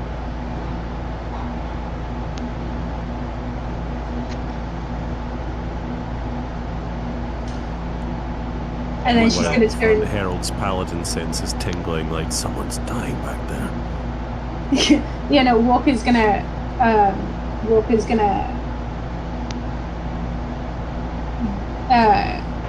stand up and get out of the carriage. We're not gonna make it stop. She's gonna like open the door, step on the footplate, and just climb her way around to sit in shotgun. Okay. Somebody better not be bloody dying back there. As you're saying that, you do see Tom kind of jogging up the road towards the wall. Oh, there he is. Walker's gonna wave at him, flag him down. What do you see? The lackey? Aye. We've reached it. Walker like half leans down out of the carriage seat and goes, do me a solid. Just check we're not leading any more of the shambling tongueless into this town behind us, yeah? Oh, you mean there might be more of them? I am very concerned that it's going to look like we brought a plague of the undead into this town. We're already bringing back, presumably, one of their own dead. So, can you just... I know we're probably not, but just for my state of mind. Just so that everyone knows, Tom is hunter or betting of sorts. Just to give an idea, sort of base description. Right. Have you seen Karth? He was supposed to be up there with me. I think he got into a fight with. I think he got into a disagreement with Tyr. He's slinking in the bottom. I think he's sat in the bottom of the carriage, licking his wounds. I don't know. Tyr hurt him. Just roughhousing as far as I can tell. I'm really not gonna run around holding people's hands just because they can't play nice with each other. Right. He's fine. He's fine. I checked. He's fine. Good persuasion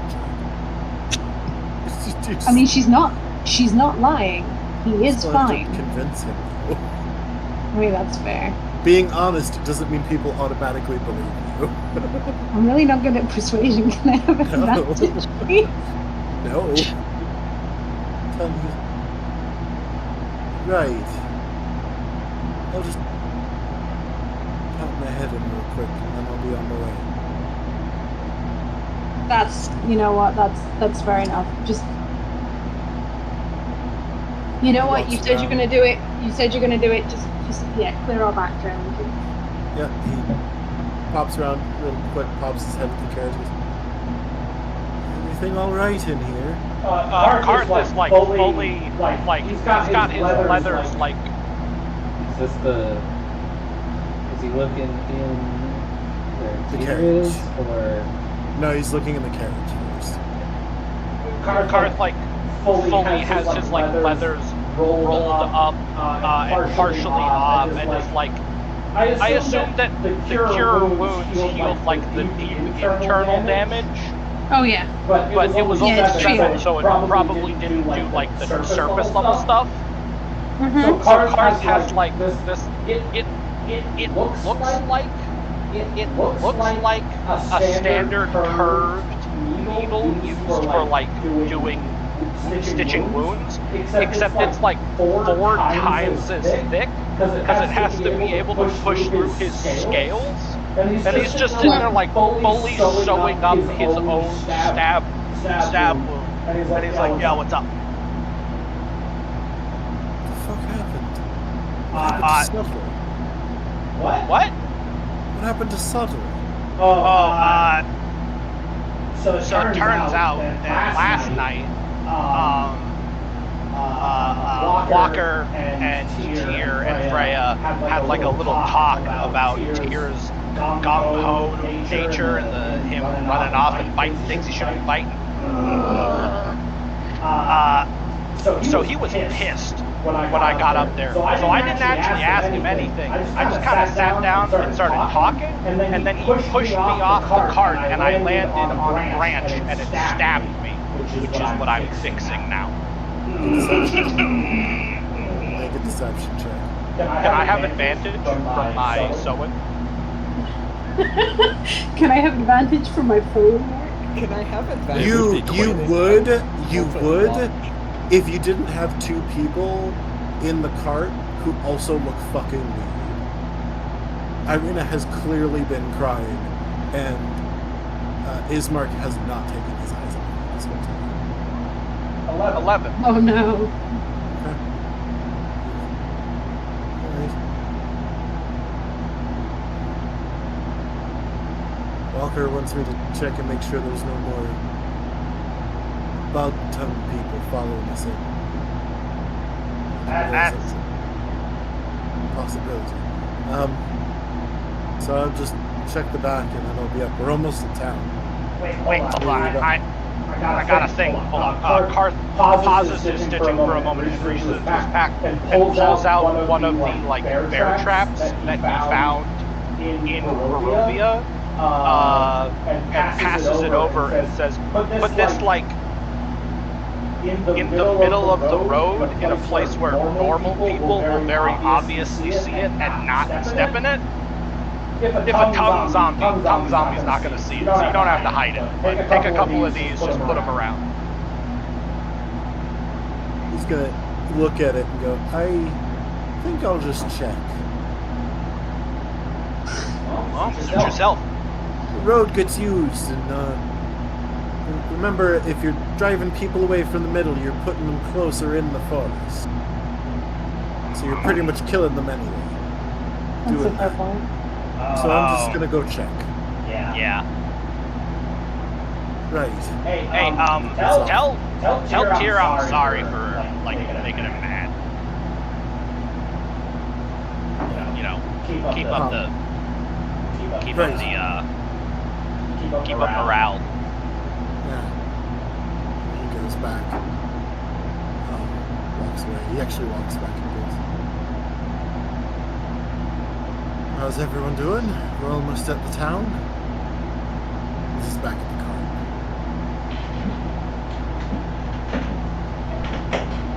So this is Tyr and Freya. Fine.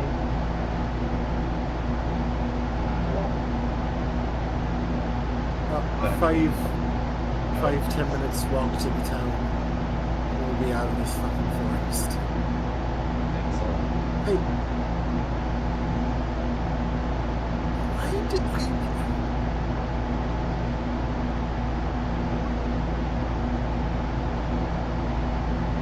Can I be blunt with you? What? What was that?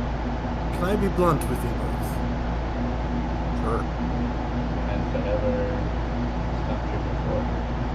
Why did you push Garth out of the cart? He's cut himself real bad. Him just existing sometimes is enough to push him off the car. No, really, why? He was poking his snout where he shouldn't have. Make a deception check. Deception on golf. We're all so bad at deception. Listen, okay? I have 9 skill proficiencies. I can't do everything. He leans in and goes, Yet. Can't do everything yet. he looks at you two and then looks at Freya. He goes, don't fuck with him. What's going on?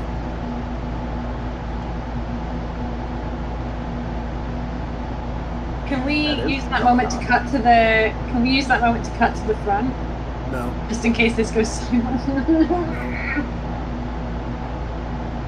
I mean, Cart didn't tell us anything out of character, I'm saying. Cart said, No, I'll he asked- explain it. I'll He still explain in a later, moment. push me off. Yeah, and He then didn't tell you to not tell anybody either. Yeah, just So you tell him would not be fucking. lying if you just said He asked for it. I guess, it's a good point. You said he poked his nose where it didn't belong, which is a lie. Cart had some suspicions that he seemed to be acting upon. So, who knows what that...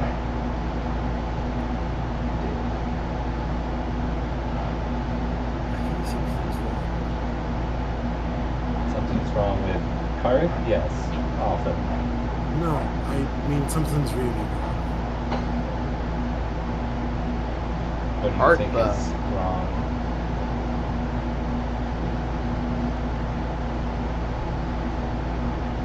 Seemed a little bit more jittery. Freya, walk with me, would you? I have to check the back for Walker.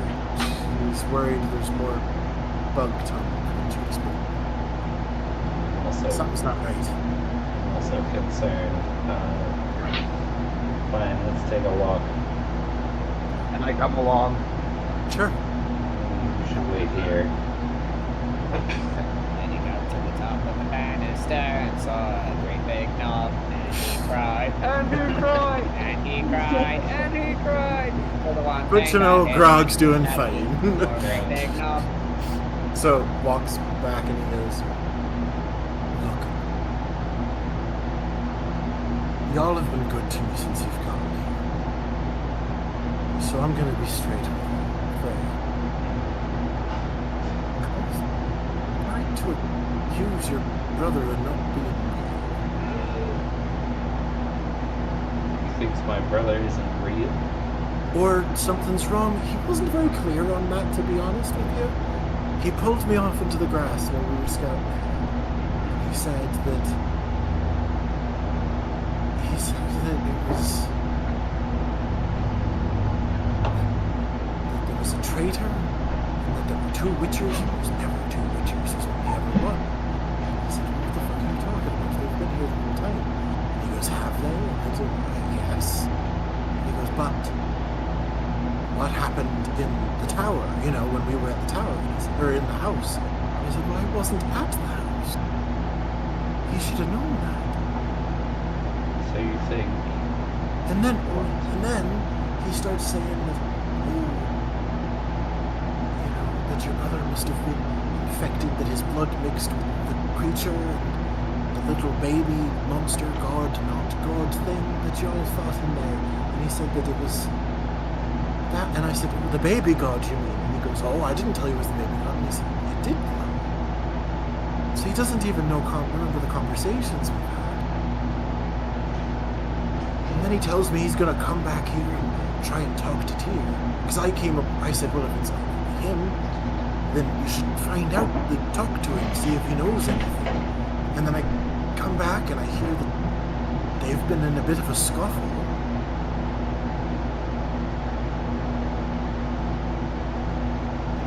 This sounds right for you. What do you think is wrong? I don't know.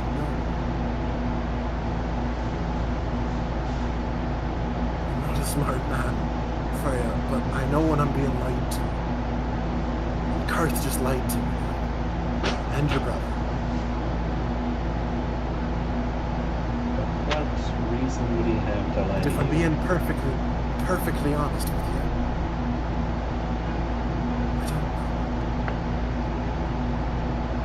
why would he accuse Tyr of being a traitor? I know he's been doing some unwise decisions, but it doesn't mean he's trying to betray us, does it? He would betray you, your sister.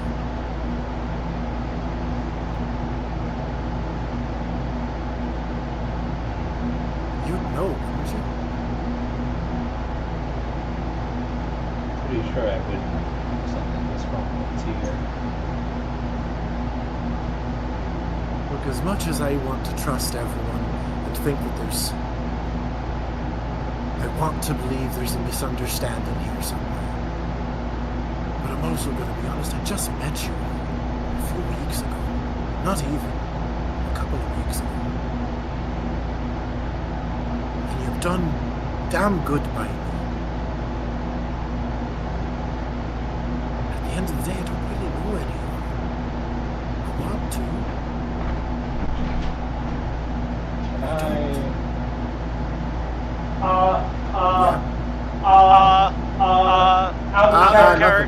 Out of character reminder for everybody here. We've been in Barovia for 9 days. That was, I'll be honest, that was the DM not remembering how long we've been in Barovia. I remember everything. So you would have said about a week now. Only about a week now. I would like to think back, because I would, of course, remember when we met our good friend Tom. What were the circumstances of our meeting? He was hired by Ismark to help deal with Wildwood. Of course. Was Ismark the brother? Yes.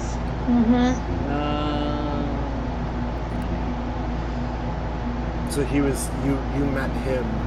He wasn't there that night when you all stayed there, but you met him the next morning when you took the body.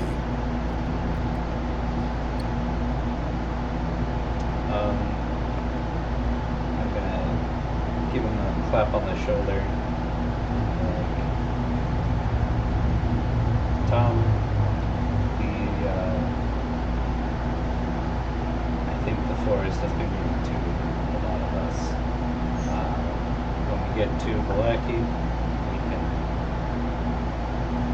regroup. We can have some time to get our heads on straight. I don't think we need to throw anyone to the wolves just yet. I'm thinking of throwing it.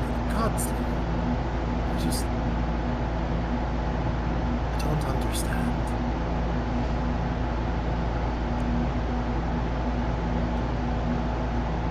I just figured you should use your brother.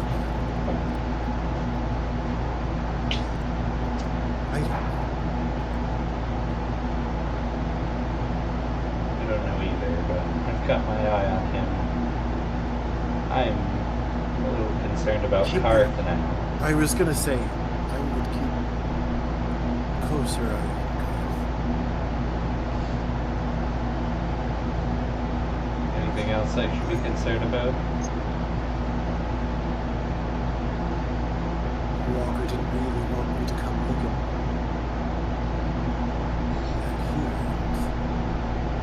Well, Walker kept saying that, but that wasn't why it was.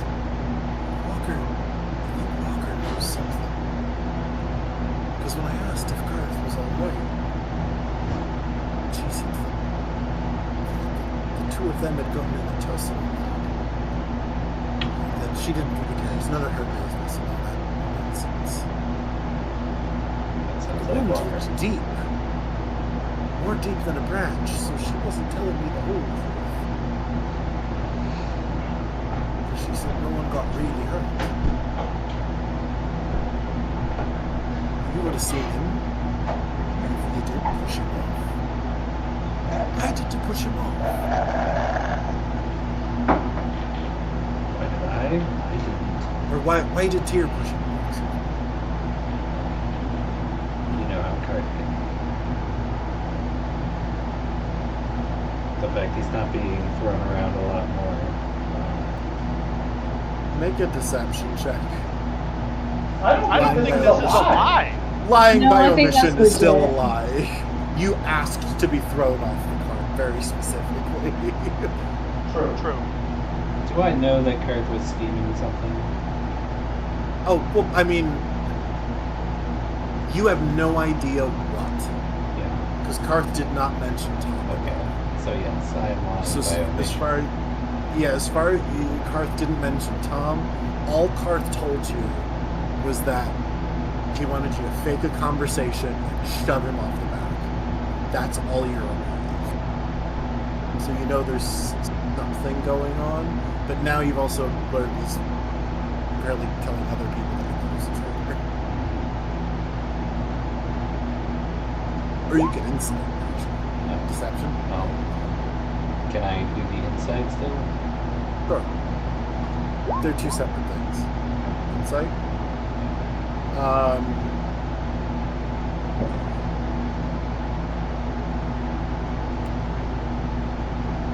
So with a 20 insight, everything he has told you has been true. Karth did say this. Like this is like he has not lied to you. With a 20 insight, well aware he knows you just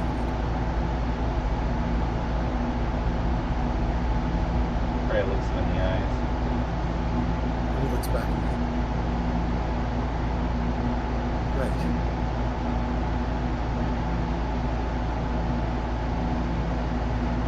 Is this how you all operate? Just lying to each other constantly? Much. My brother and I have a lot of secrets we've kept over the years in order to protect each other, but I'm not entirely sure what we're protecting each other from here. What do you think we have to worry about? Because I had to protect someone trying to convince me that your brother's a traitor. Based So on what that's we, odd. based on what we've talked about, you seem to think I should be suspicious.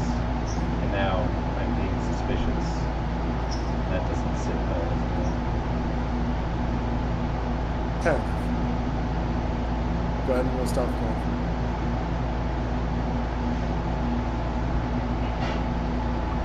I think when we get to town, maybe we'll find a different passage. For I might be safe. I don't know if... Well, if I'm going to be honest with you, I don't know if you all are safe to be around. Much as I like.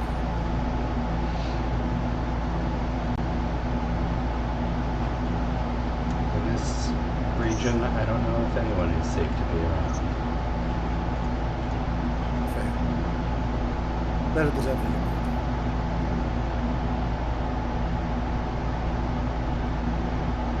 But that's a shame.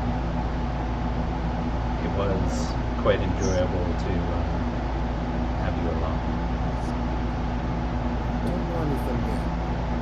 It's up to them. I go where they go. I just don't like all of it.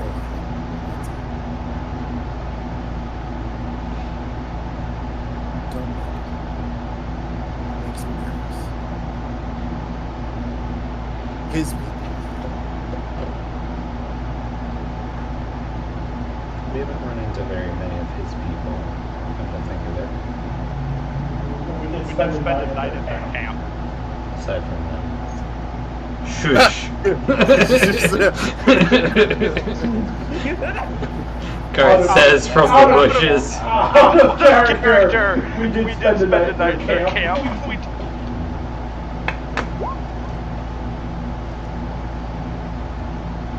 It's almost as if he doesn't have very many people.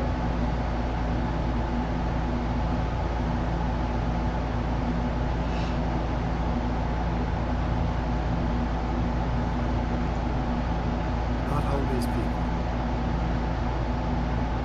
Mostly watchful ones. I think you figured that one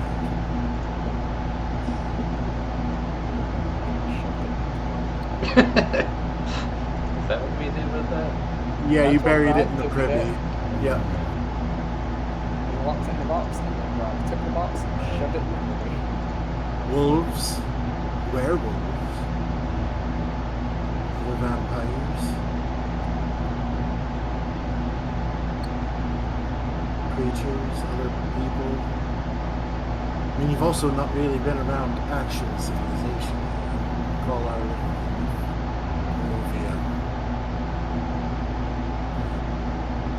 people who were staying in their homes to starve to death. Or not.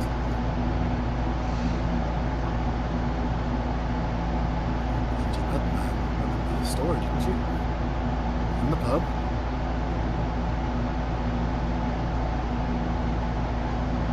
Were they working for him? The man from the pub works for the Shanty. So he works for people.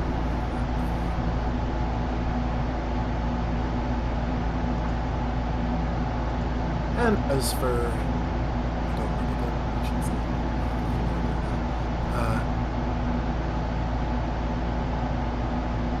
Well, as for him, it's only a suspicion.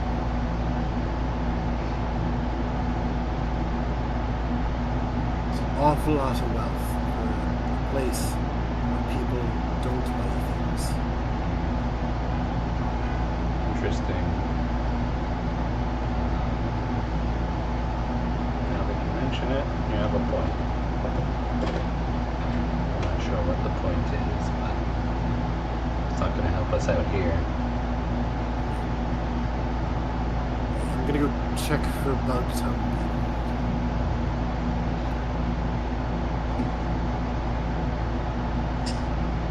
I think we all just let it Oh, almost certainly.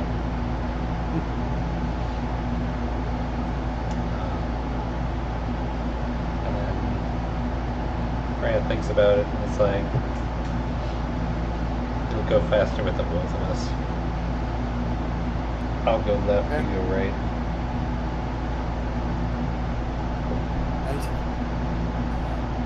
If you see a tongue person, just holler, I guess. He makes his way off to the tree line just to kind of have a look. He's only going to do a real short loop and go back, just to make sure we're not immediately being followed. Yeah. Karth, you came in at, you would have gotten there at about the time, so you heard, "I don't like being light." And that was and then the rest of that conversation, so don't know what was said. Okay. When he comes very close to you. I'm on the right. As he's going out, but passes him and does not seem to notice. Okay, I'm going to real quick cross over to Freya's side of the road, move up through the bushes to where Freya is like looking for stuff, and like just very slowly like peek up so that Freya can see me.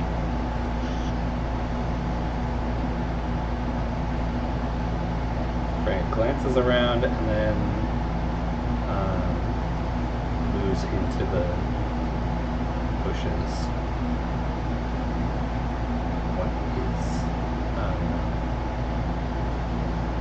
What is Karth? How is Karth going to address this, first of all?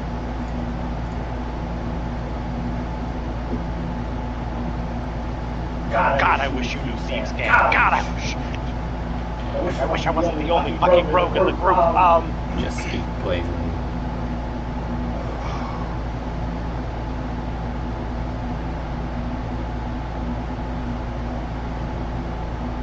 Tom's not real. Imarath told me. They implicated your brother to throw Tom off of our trail. We need to figure out what's going on. Meet me in Walker's room tonight when we get to town. Bye. And Karth ducks back into the fucking wood, into the fucking brush, and just gone. Does not wait for a response. How does Freya feel about that information?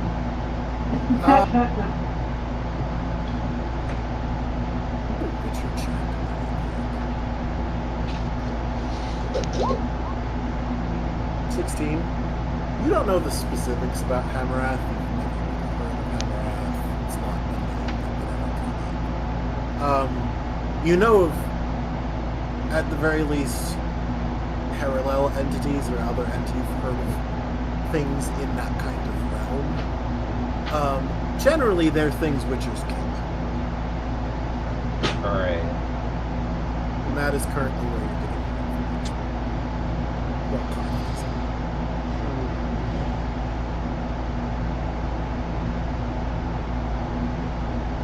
Well, can I see Tom from here? I'm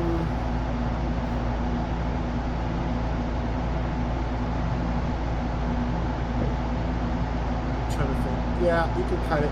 Tom's not gone fully into the woods, but just kind of having a look around.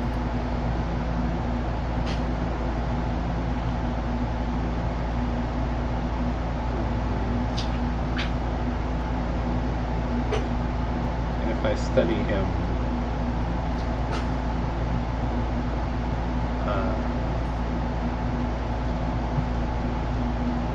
if I take into account the fact that Karth said he's not real, does that change my perception at all? No.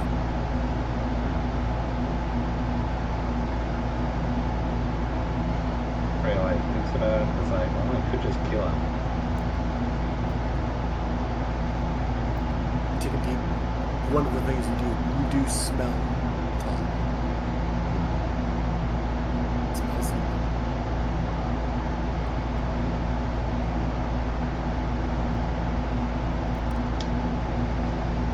Has Tom put out any of the traps that Karth gave him? Tom turned things down. Tom was like, I don't think traps out in the middle of the road to push people towards the forest. Middle of the road, safest place to go. Yeah. Okay. She's going to circle back around.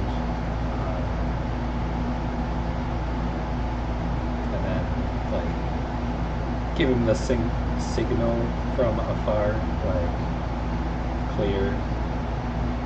I think he's head back. Starts trotting back up as well. And then he got to the hallway, and there was a grandfather clock, and inside it swung 2 big balls, and he was sad, he was sad, he cried, Well, and with that, wait. Just so we're clear, while this is happening, while this whole conversation is happening, Roka has opened her holy book on her lap and has spent this time telling Harold a very particular fable about people being infiltrated by people who appear to be friends but aren't really, and how if you're gonna do that, you've got to make a deception check, and you'll have to make an insight check. I feel like this could be a religion check. I mean, fables are I mean, you're making this fable up. There is no such fable. No. It's less I'm trying to deceive him, and it's more I'm trying to give him code. But I'll do it. Yeah, he's got to figure out that you're giving him the code. Oh, come on. Very nice story. Yo, could Harold use a fate point? Wrong game. I mean, you could just tell him. They are far away. Yeah, no, To at be the fair, point where Harold it is looks like quite he's like... busy.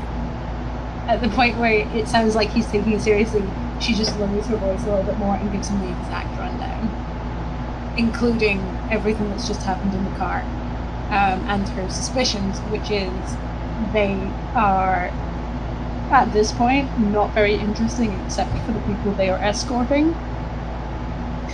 And she doesn't know how that would implicate what that would mean, because Tom actually sent her back in there to check on Irina and appears to have been concerned with her, but that is the only thing that makes them special at this point. They haven't done anything else.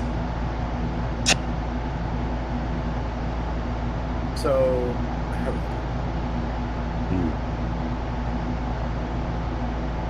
you are vaguely aware of Hemrad's existence.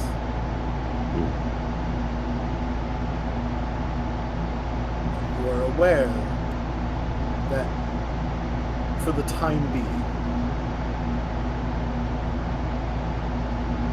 his motivations lined up with your ladies.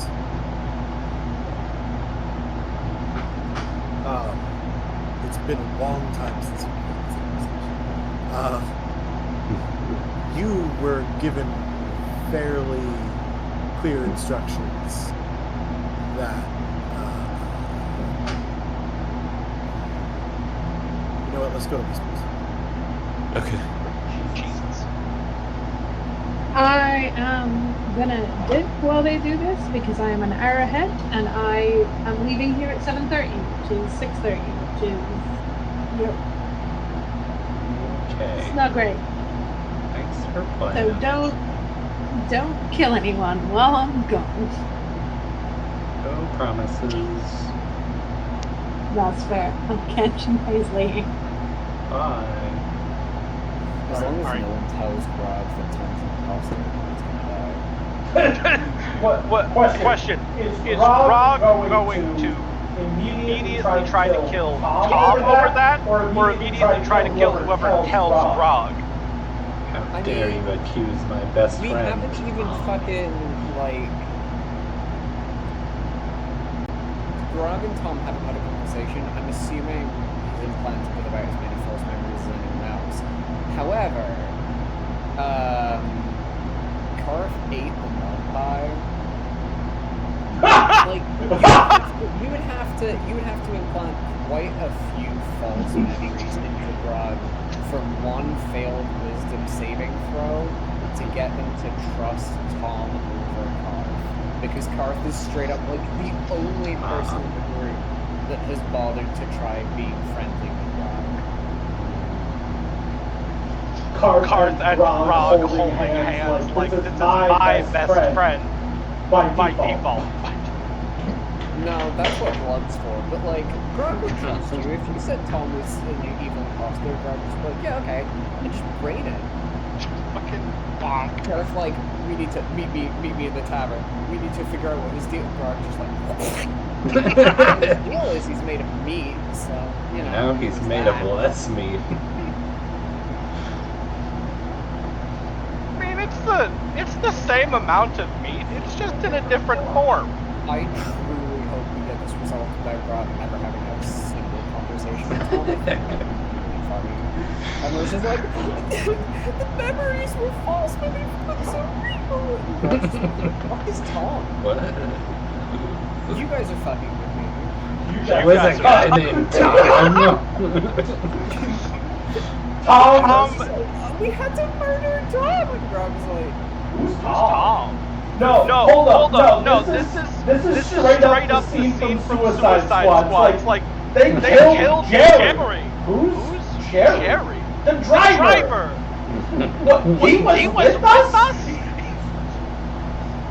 It's like every time the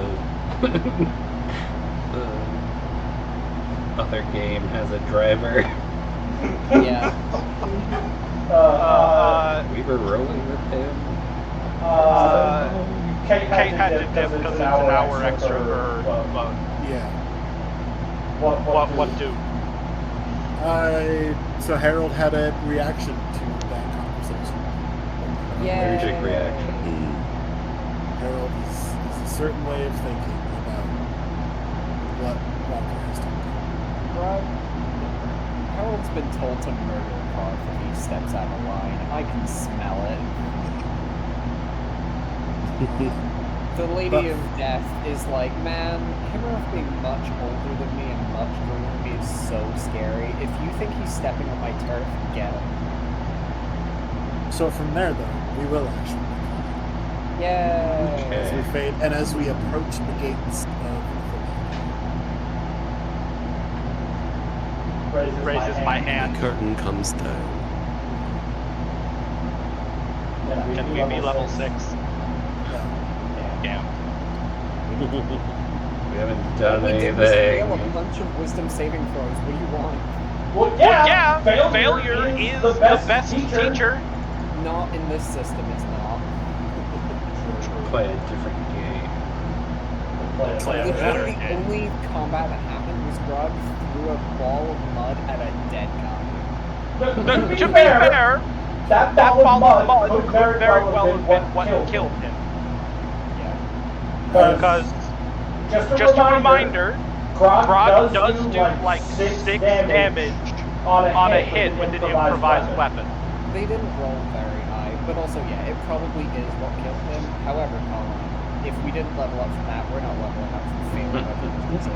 But I am just so glad that Freya decided to go find everyone else before finding Kate. I was like, I can't make, I've made this very hard. But if she goes first, or early, she's not one of the last people Why to the go. fuck did I have She's to gonna roll? pass that fucking save. Why did I You have were to roll? I didn't you were direct passed roll. by. Oh, alright. Do I have false memories of Tom? Because I haven't interacted with him yet, and I think it would be really fucking fun to know what anyone's talking about by the time he gets murdered. Well, you retroactively have false memories. Well, they're not false. It was there the whole time. It would have been funny for him to just fall over and Grog just point out, who the hell's that guy? Yeah, everyone's like, we had to kill Tom! You mean the mud guy? No, Tom's been Tom when you first met him.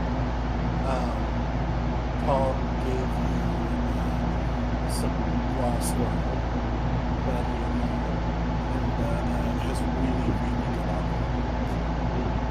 good god, now I'm just picturing like inside Grog's head, just like little like crayon diagrams of Tom Hang on. giving Grog the What you're meat. saying is he gave me actual edible animal meat and high quality booze. Well, the booze was high quality, but as in proof, not taste. This was moonshine.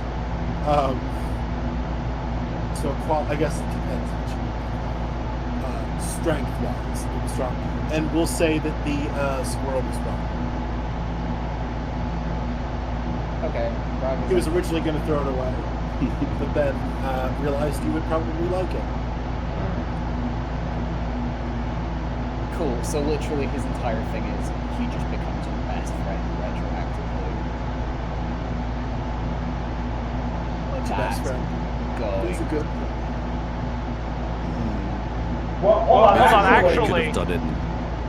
What are I didn't ask this. What are Carth's memories of Tom? Please. You've done a lot of scouting. Yeah, these You've are other probably scouts. spent on the road. You've spent most of your time during scouting with Tom. You guys have scouted. Sometimes when you get really far ahead, when you would stop to let the others catch up a bit, you would just talk. Okay. I just want to know so I have like the appropriate information for how sociopathic Carth is going to come off when I gut this creature and splay its organs out across the road. Because I will be entirely honest with everyone here. Carth does not care about anything or anyone in this group. We might care if you kill Tom before proving that he is not our friend, Tom. Yeah, especially if he's deliberately worked his way into our heads to be not our best friend. I don't know what happened. I don't know what happened with Harold. I'm fairly sure I've proven it to Walker. And I think if Walker thinks I'm telling the truth, that the Herald will eventually fall in line. They're gods. I mean, they're both holy mission people. to murder you by the Raven Queen. Let's Harold at this point, I think, is like, he is normally a very like trust your instincts kind of guy, particularly in this sort of environment where it's like, you know, anything could be a trap, anything could be a falsehood. Keep your head on a fucking swivel. Having said that, I think at this point, if you tried to kill Tom in front of him, he would slice your head off without hesitation. Yeah. You need like some wouldn't even proof. think twice about Yeah, it. and I was gonna say for you, Freya. Oh, this is fun. I'll just give you some memories while we're at it. He was afraid of you initially. Because of what he wanted. Right. But over just time, he has gotten over that. And sort of innocently asks questions. Like, he's genuinely interested in, like, not in, like, a morbid way, but how does that work kind of a way. Because he's, you know, usually running from vampires. Right. Not getting to talk to them. And also, from your insight, he has not lied to you. He did not lie to you during that whole exchange. You can tell that he is just genuinely concerned that there's all this other lying. And Freya, for her part, is very confused. I would also just like to, as a reminder to the authenticity of Carth's word, that while he may not care about any of you, he has also never lied to anyone in the party. That's not a big deal. Except Who has lied in the party?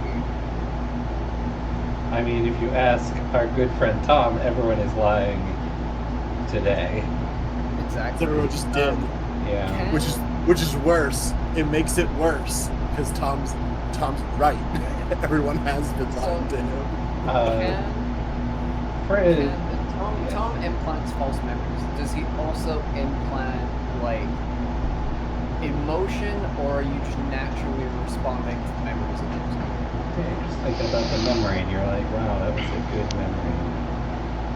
Yeah, like, is there an artificial level of not only just you remember me being nice to you, but you remember me being nice to you?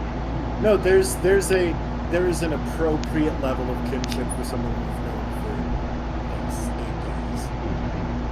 Okay, so not much then. Yeah, but pleasant. Yeah. About as much as we have a connection with everyone else in the party. Yeah, I was gonna say it's about as much as you feel with each other. Yeah.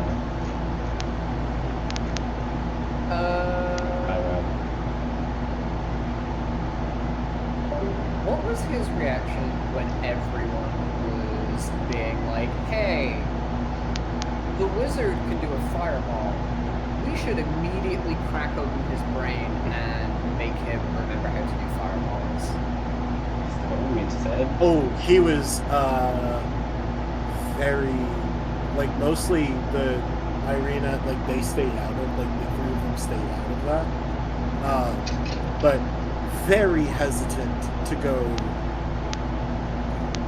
cracking people's head, because the point he would have made would have been,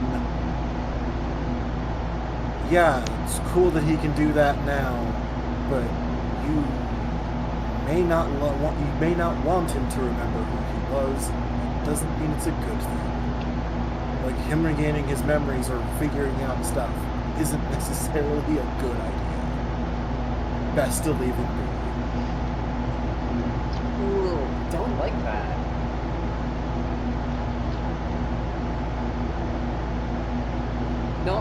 Don't like that enough to be like, I'm suspicious of him, but just not a response grabbing like either. No, it was mostly a response of, hey, maybe we don't trust the guy we just met 2 minutes ago and sit here and go, oh, we're gonna help you get your memories back. He feels like that was a dumb mistake. Like, he's like, he could get his memories back and go, ah, yes, I am the Archmage that worships Strahd, and now I'm going to kill all of you. Kind of, but he's like, what do we do? Hold on a second. Let me look at our... Do we have a guy in here who might be Tom? In your list? Yeah. No. Maybe he's the greatest ally, suffers greatly, and knows nothing. That's literally the old man.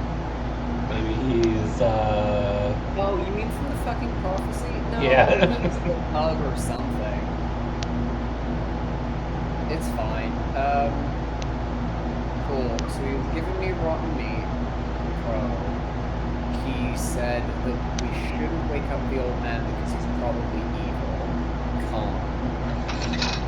More that you shouldn't be so eager to change who he is now, because you might not like who he becomes. Calm. Straight up, the only answer Grog likes is, hey, maybe we should go poking around his brain because it's his fucking brain, dickholes. Also, it's my friend. I don't remember weighing in on that conversation, so I don't think Freya cares. It wasn't literally everyone, but everyone was like, man, him doing fireballs would be really useful. It's like, cool, he doesn't have a use. He's a person. He doesn't have to be useful, dicks. Literally doesn't have to have a utility, just has to exist. So much.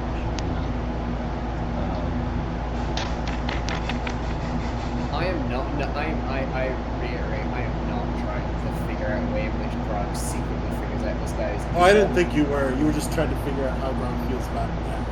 Yeah, I need to know whether or not if Karth jumps this guy, Grog is gonna jump in on Karth's side or his side. I think as of right now, don't think Grog will care. I don't think Grog will care enough to jump in on either side. If I will say, Ooh, Tom gets to determine that. Yikes. No, not Tom's determining that. I would just, from everything you've just said, from kind of gauging Karth's memories, quote unquote, you can obviously decide what you want. But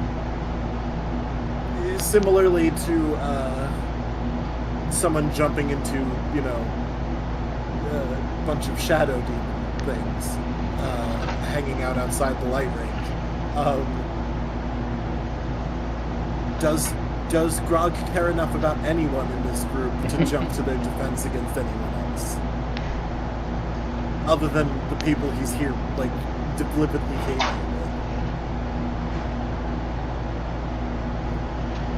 Like,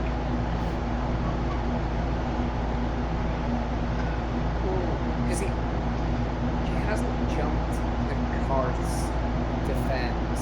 To be fair, the first time we barely knew each other, and also he snuck. No, actually, yeah, both times Karth has nearly got himself killed. Yes. He has done it in stealth. Yes. And fucked off. Yeah, he has done it where you wouldn't be able to help him anyway. Yeah. Because, like, Karth and Grog hang out a lot while everyone else is off being really serious, especially when fucking Herald and Cleric are off doing their thing. Karth and Grog hang out quite a lot. I don't know. Like, They're both at like roughly the same eye level. Grog's problem with walking into a fucking wall of razor blades isn't, well, that's none of my business. It's, well, that's not a fight anyone's gonna win, so why are we? That's stupid. Fair. So I guess it sounds like you would come out on Karth's side. I think so, especially because, if nothing else, if Grog sees the two of them starting to fight, Karth's like, Karth has proven himself to be a stab first and ask questions later sort of guy. So if Karth had stabbed, well, let's take an example that we know actually happened. Ismark. Everyone was like, yeah, you shouldn't have fucking did that. You were kind of a dick for that, actually. So I think if Karth had immediately stabbed Tom, everyone would be like, Karth, what in the fuck? Why do you keep doing this? Yeah, I think I will say I think there's a difference between if like Karth tells you something, tells Grog stuff, or if Karth just fucking tries to murk one of your allies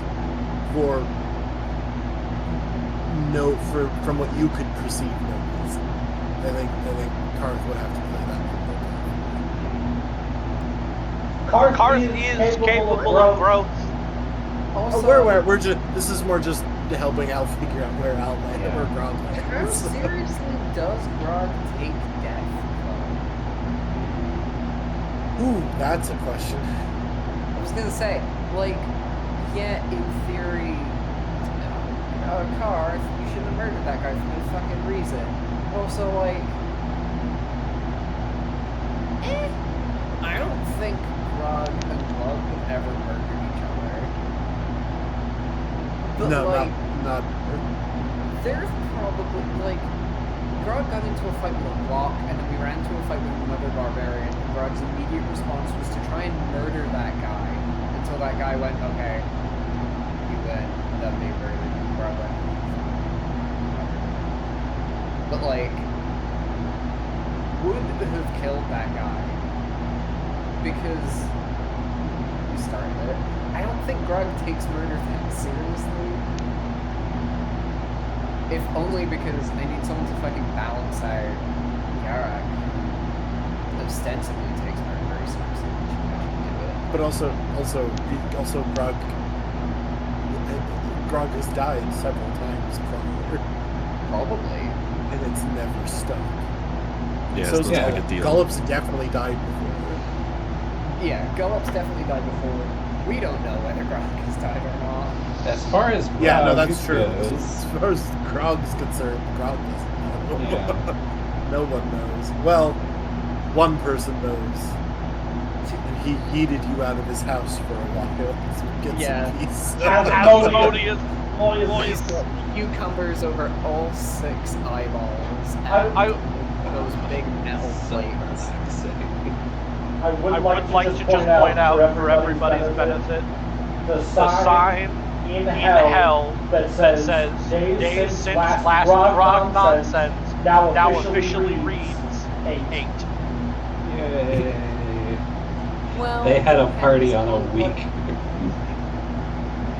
Grog sending souls to hell is probably Grog nonsense. So yeah. No, there was specifically something that happened in the first day after we left that was Grog nonsense. But I don't remember what it is. But I do remember it happened because I remember making the joke about the Grog nonsense board. I'll check the So it hasn't quite been 9 days, even though we've been here 9 days. It's been 8 days. When Grog got possessed? I don't think so, because I don't think Grog actually died. Grog got like beat up by everyone, but didn't actually like. I don't think have to roll death sentence. No. I don't remember what it, but you say that I do recall something. But yeah, no.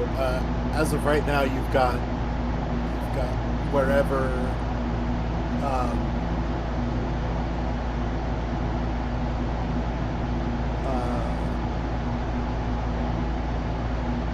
Wherever Walker sits. You have the NPCs who all sit at various different. I mean, none of them right now are aware that anything is happening, other than Irina and Ismark, who are fully aware and have their own minds about what's happening.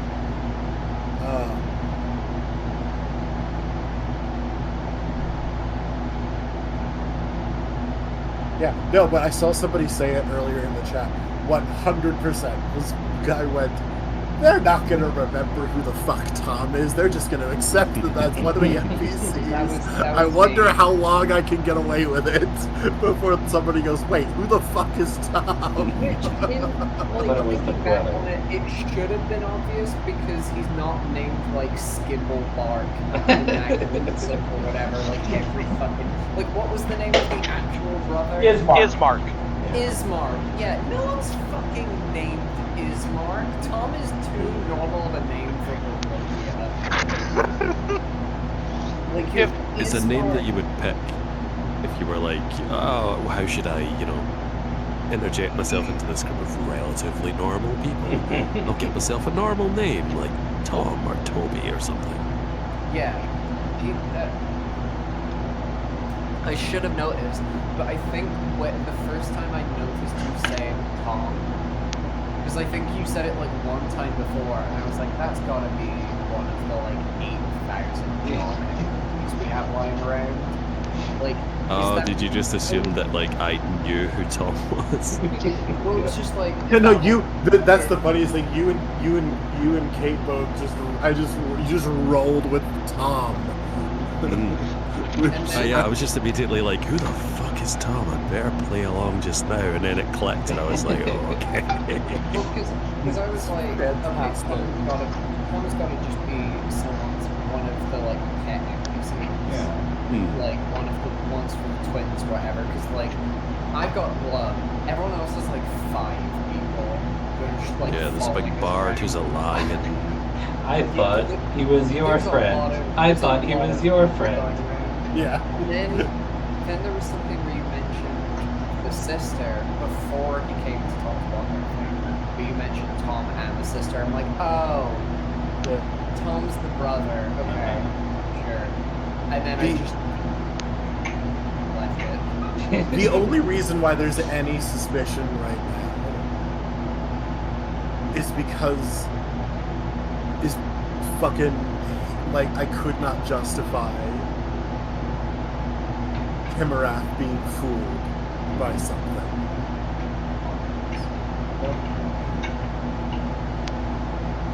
if Himarath wasn't actively just fucking riding around with you all, you'd have just gone. None of that would have happened. We'd have gotten to town today, and y'all would just been walking around with Tom. Here's the thing: if Karth had done literally anything to convince me that Tom was a bad guy, Freya would have probably at least bit him. But Karth didn't do anything like that, so I didn't do anything. I will say, for you, Freya specifically, you do feel a bit stronger emotionally connected. Well, we went through all that stuff, all that stuff. Mm-hmm. But yeah, it's there's definitely a real of everyone, you two have had the most interactions, so Dinner's ready, Em? Yes, you'd be the person who would. You feel. I started it an hour ago. Yeah, you feel more attached to him than maybe perhaps the rest. If I would have assumed that something has taken control of my friend, that sort of response would have been the most likely, but Karth just didn't give me anything. Just was like, you shouldn't trust Tom. I'm like, well, I trust him implicitly. Real. Yeah, and I was like, well, I can see him, I smell him from this distance. Pretty sure he's real. So, citation needed.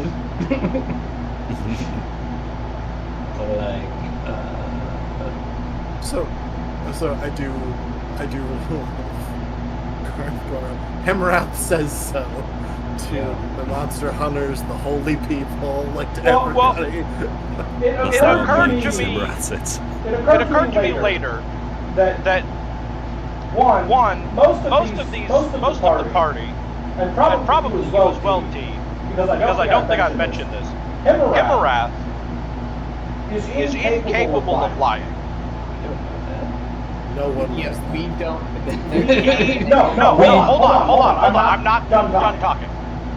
Hemarath is incapable of lying. As like a weird eldritch being who is comprised of knowledge and the pursuit of it, he deals in facts and facts only.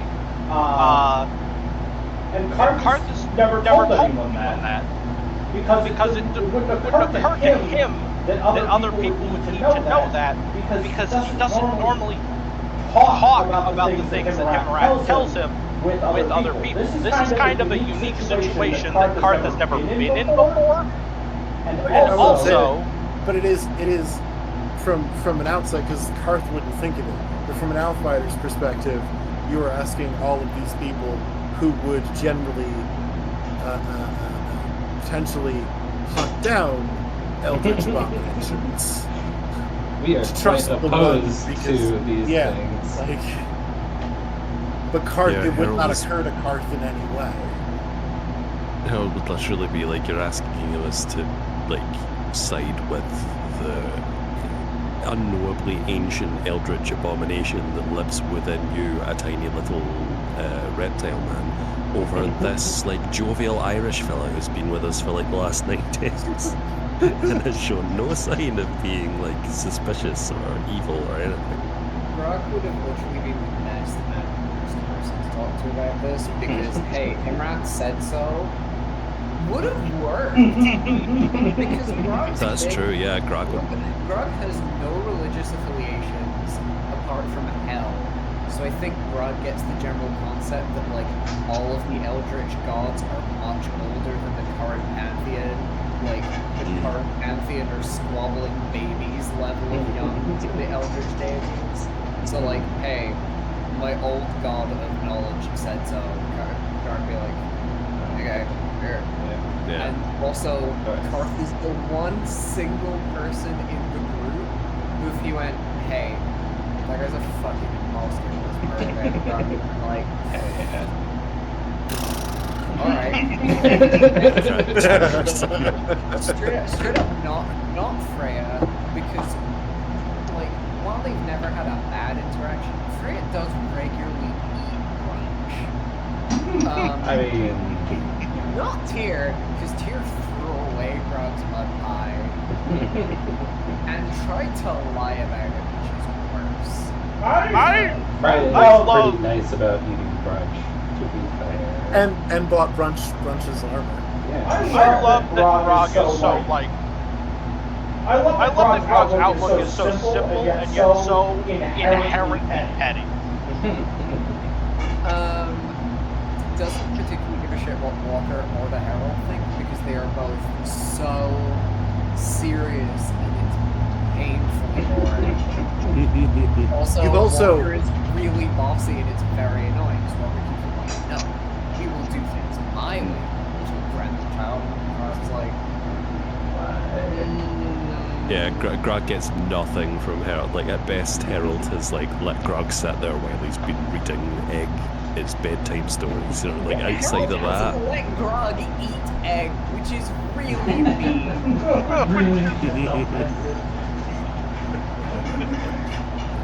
No, it's too late now. It's turned into something that's too big for me to eat. That is a bold claim. You also may have, at some point in your past, killed followers of these religions. Who hasn't killed?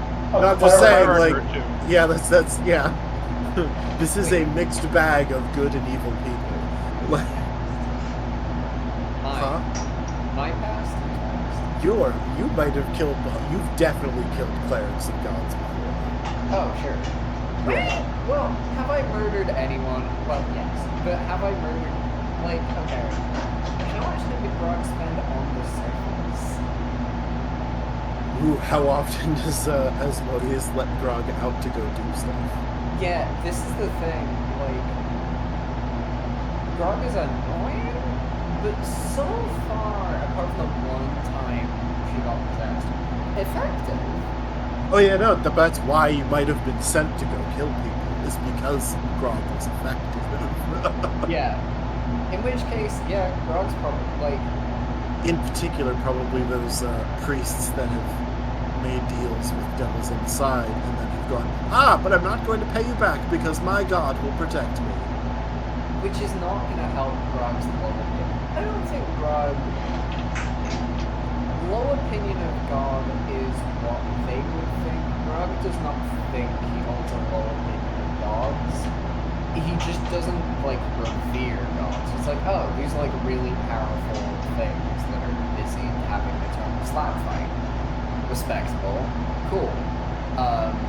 That would be massive sacrilege to half the group, but, like, they are, though. Whatever. Well, what do you think of Asmodeus?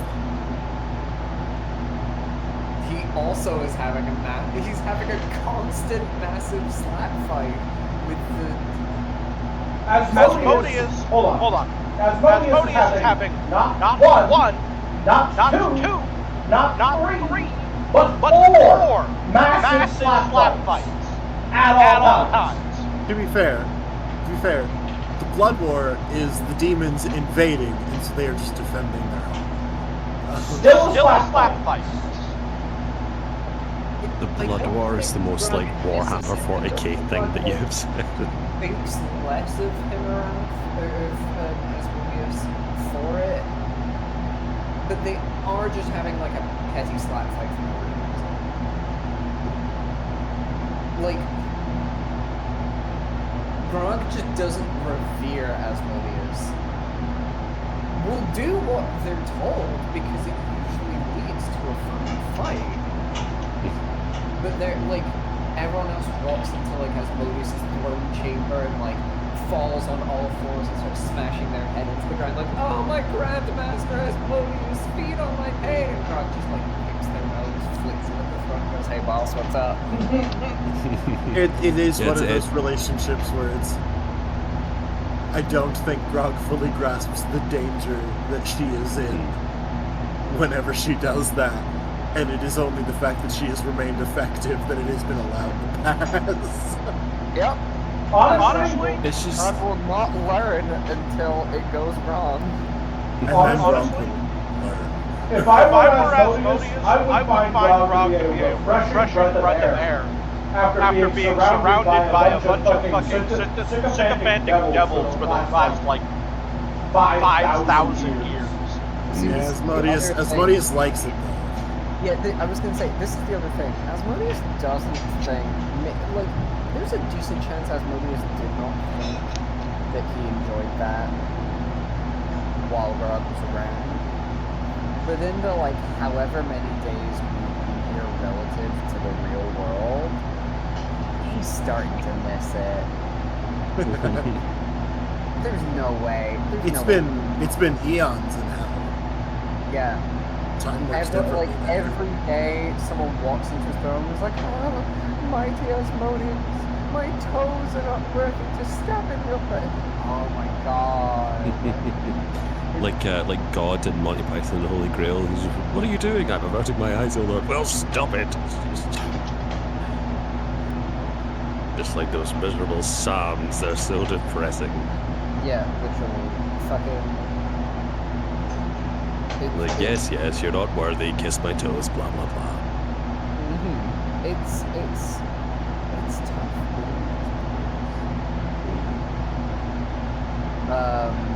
Or he doesn't realize it's tough being, or didn't realize it's tough being Asmodeus. But, like, if Grog ever dies and goes back hell, he's gonna be like, shit. Grog's gonna be like, hey boss. How you doing? Whatever. Like, it's an insanely casual rude in the moment, and Asmodeus is gonna be like, God, I hate you.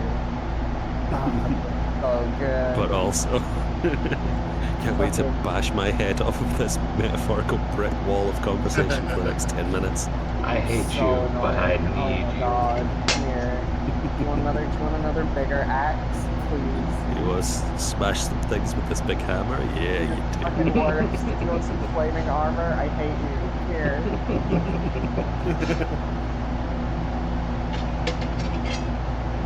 I'm gonna go and grab something to eat. I think, it's probably been late to eat still.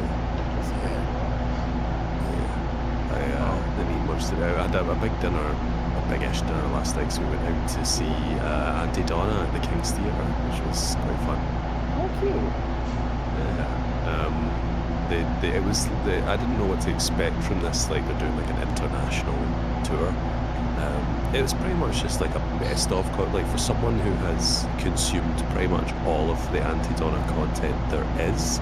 For me, it was pretty much like a best of, like some of the stuff they did was from the Netflix show, some of the stuff they did was from YouTube or like from the podcast or whatever. But it was all like just different enough that it was still funny and refreshing. Good. Like they did the Get Out of the Kiln sketch. I don't know if you've seen that one. It's pretty much just one of those like it's we're on this ceramics teacher making us pot for your mum and dad for Easter, blah blah blah. This is the bloody kiln, don't get in the kiln. But every time he says get in the kiln, they get in the kiln, and he has to let them out. So get out of the kiln, and it's like that whole thing, Don't whatever you do, don't get out of the kiln. Don't get in the kiln, even if I say get in the kiln, and then they're in the kiln. And it, just like cuts back and forwards again and again. But they did that live on stage, and the way they represented the kiln was just a big red spotlight to the left of them. That's pretty good. they would step into it and just mime closing the door, and then like start fanning themselves like, oh it's so hot. And then Broden would step in and go, bloody kiln. They also took the very bold decision, I believed, to do the sketch. I forget what it was called. It's like the World Championship. People who are bad at tic-tac-toe World Championships. That was that. Which is a sketch that they put on their YouTube channel. I don't know, maybe it was 6 months ago or something like that. And 4 months ago it wasn't even that far back. And it's literally just like 5 minutes and 20 seconds of the two of them just being really bad at noughts and crosses. And they managed to stretch this sketch out for what felt like 15 minutes because the crowd was just into it. You know, there were people chatting, shouting, top right, again. Or at one point, somebody just yelled to Zach Roy and they were, "You got this, Zach," and he just turned around and went, "I don't though. That's the joke." And then just turned back round again and looked another 5 minutes of dead silence of him thinking like, That's there's of all the sketches they could have picked, the one that is like intentionally built around the awkward silence of knowing that someone is gonna fuck something up really badly, but just waiting to see how they fuck it up. It's just genius move. They ended with a big sing-along as well, because at one point one of them came out, like, it did this thing where he was like dressed as a fan and he was like doing the whole, you know, "Oh, look, can I suggest a thing?" And he suggested that they sing "I Kissed a Girl and I Liked It" by Katy Perry, except because they're famous for having the pud sketch on YouTube, change it to "I ate a pud and I liked it." alright. And he has this back and forth, and eventually Zach is like just straight up saying to him, like, "That's the stupidest idea I've ever heard. Like, you fucking dumb cunt. Why would we do that? Why would we take a song that's like 10 years old and rewrite it about a sketch that's like 5 years old? Why would we do that? It's a stupid idea." And then of course the show ended with them pulling a big thing down where they'd written an entire chorus of, you know, "I ate some pud and I liked it. I bought it from the shops." And they had everybody singing along at the end. It was one of the best callbacks I've ever seen.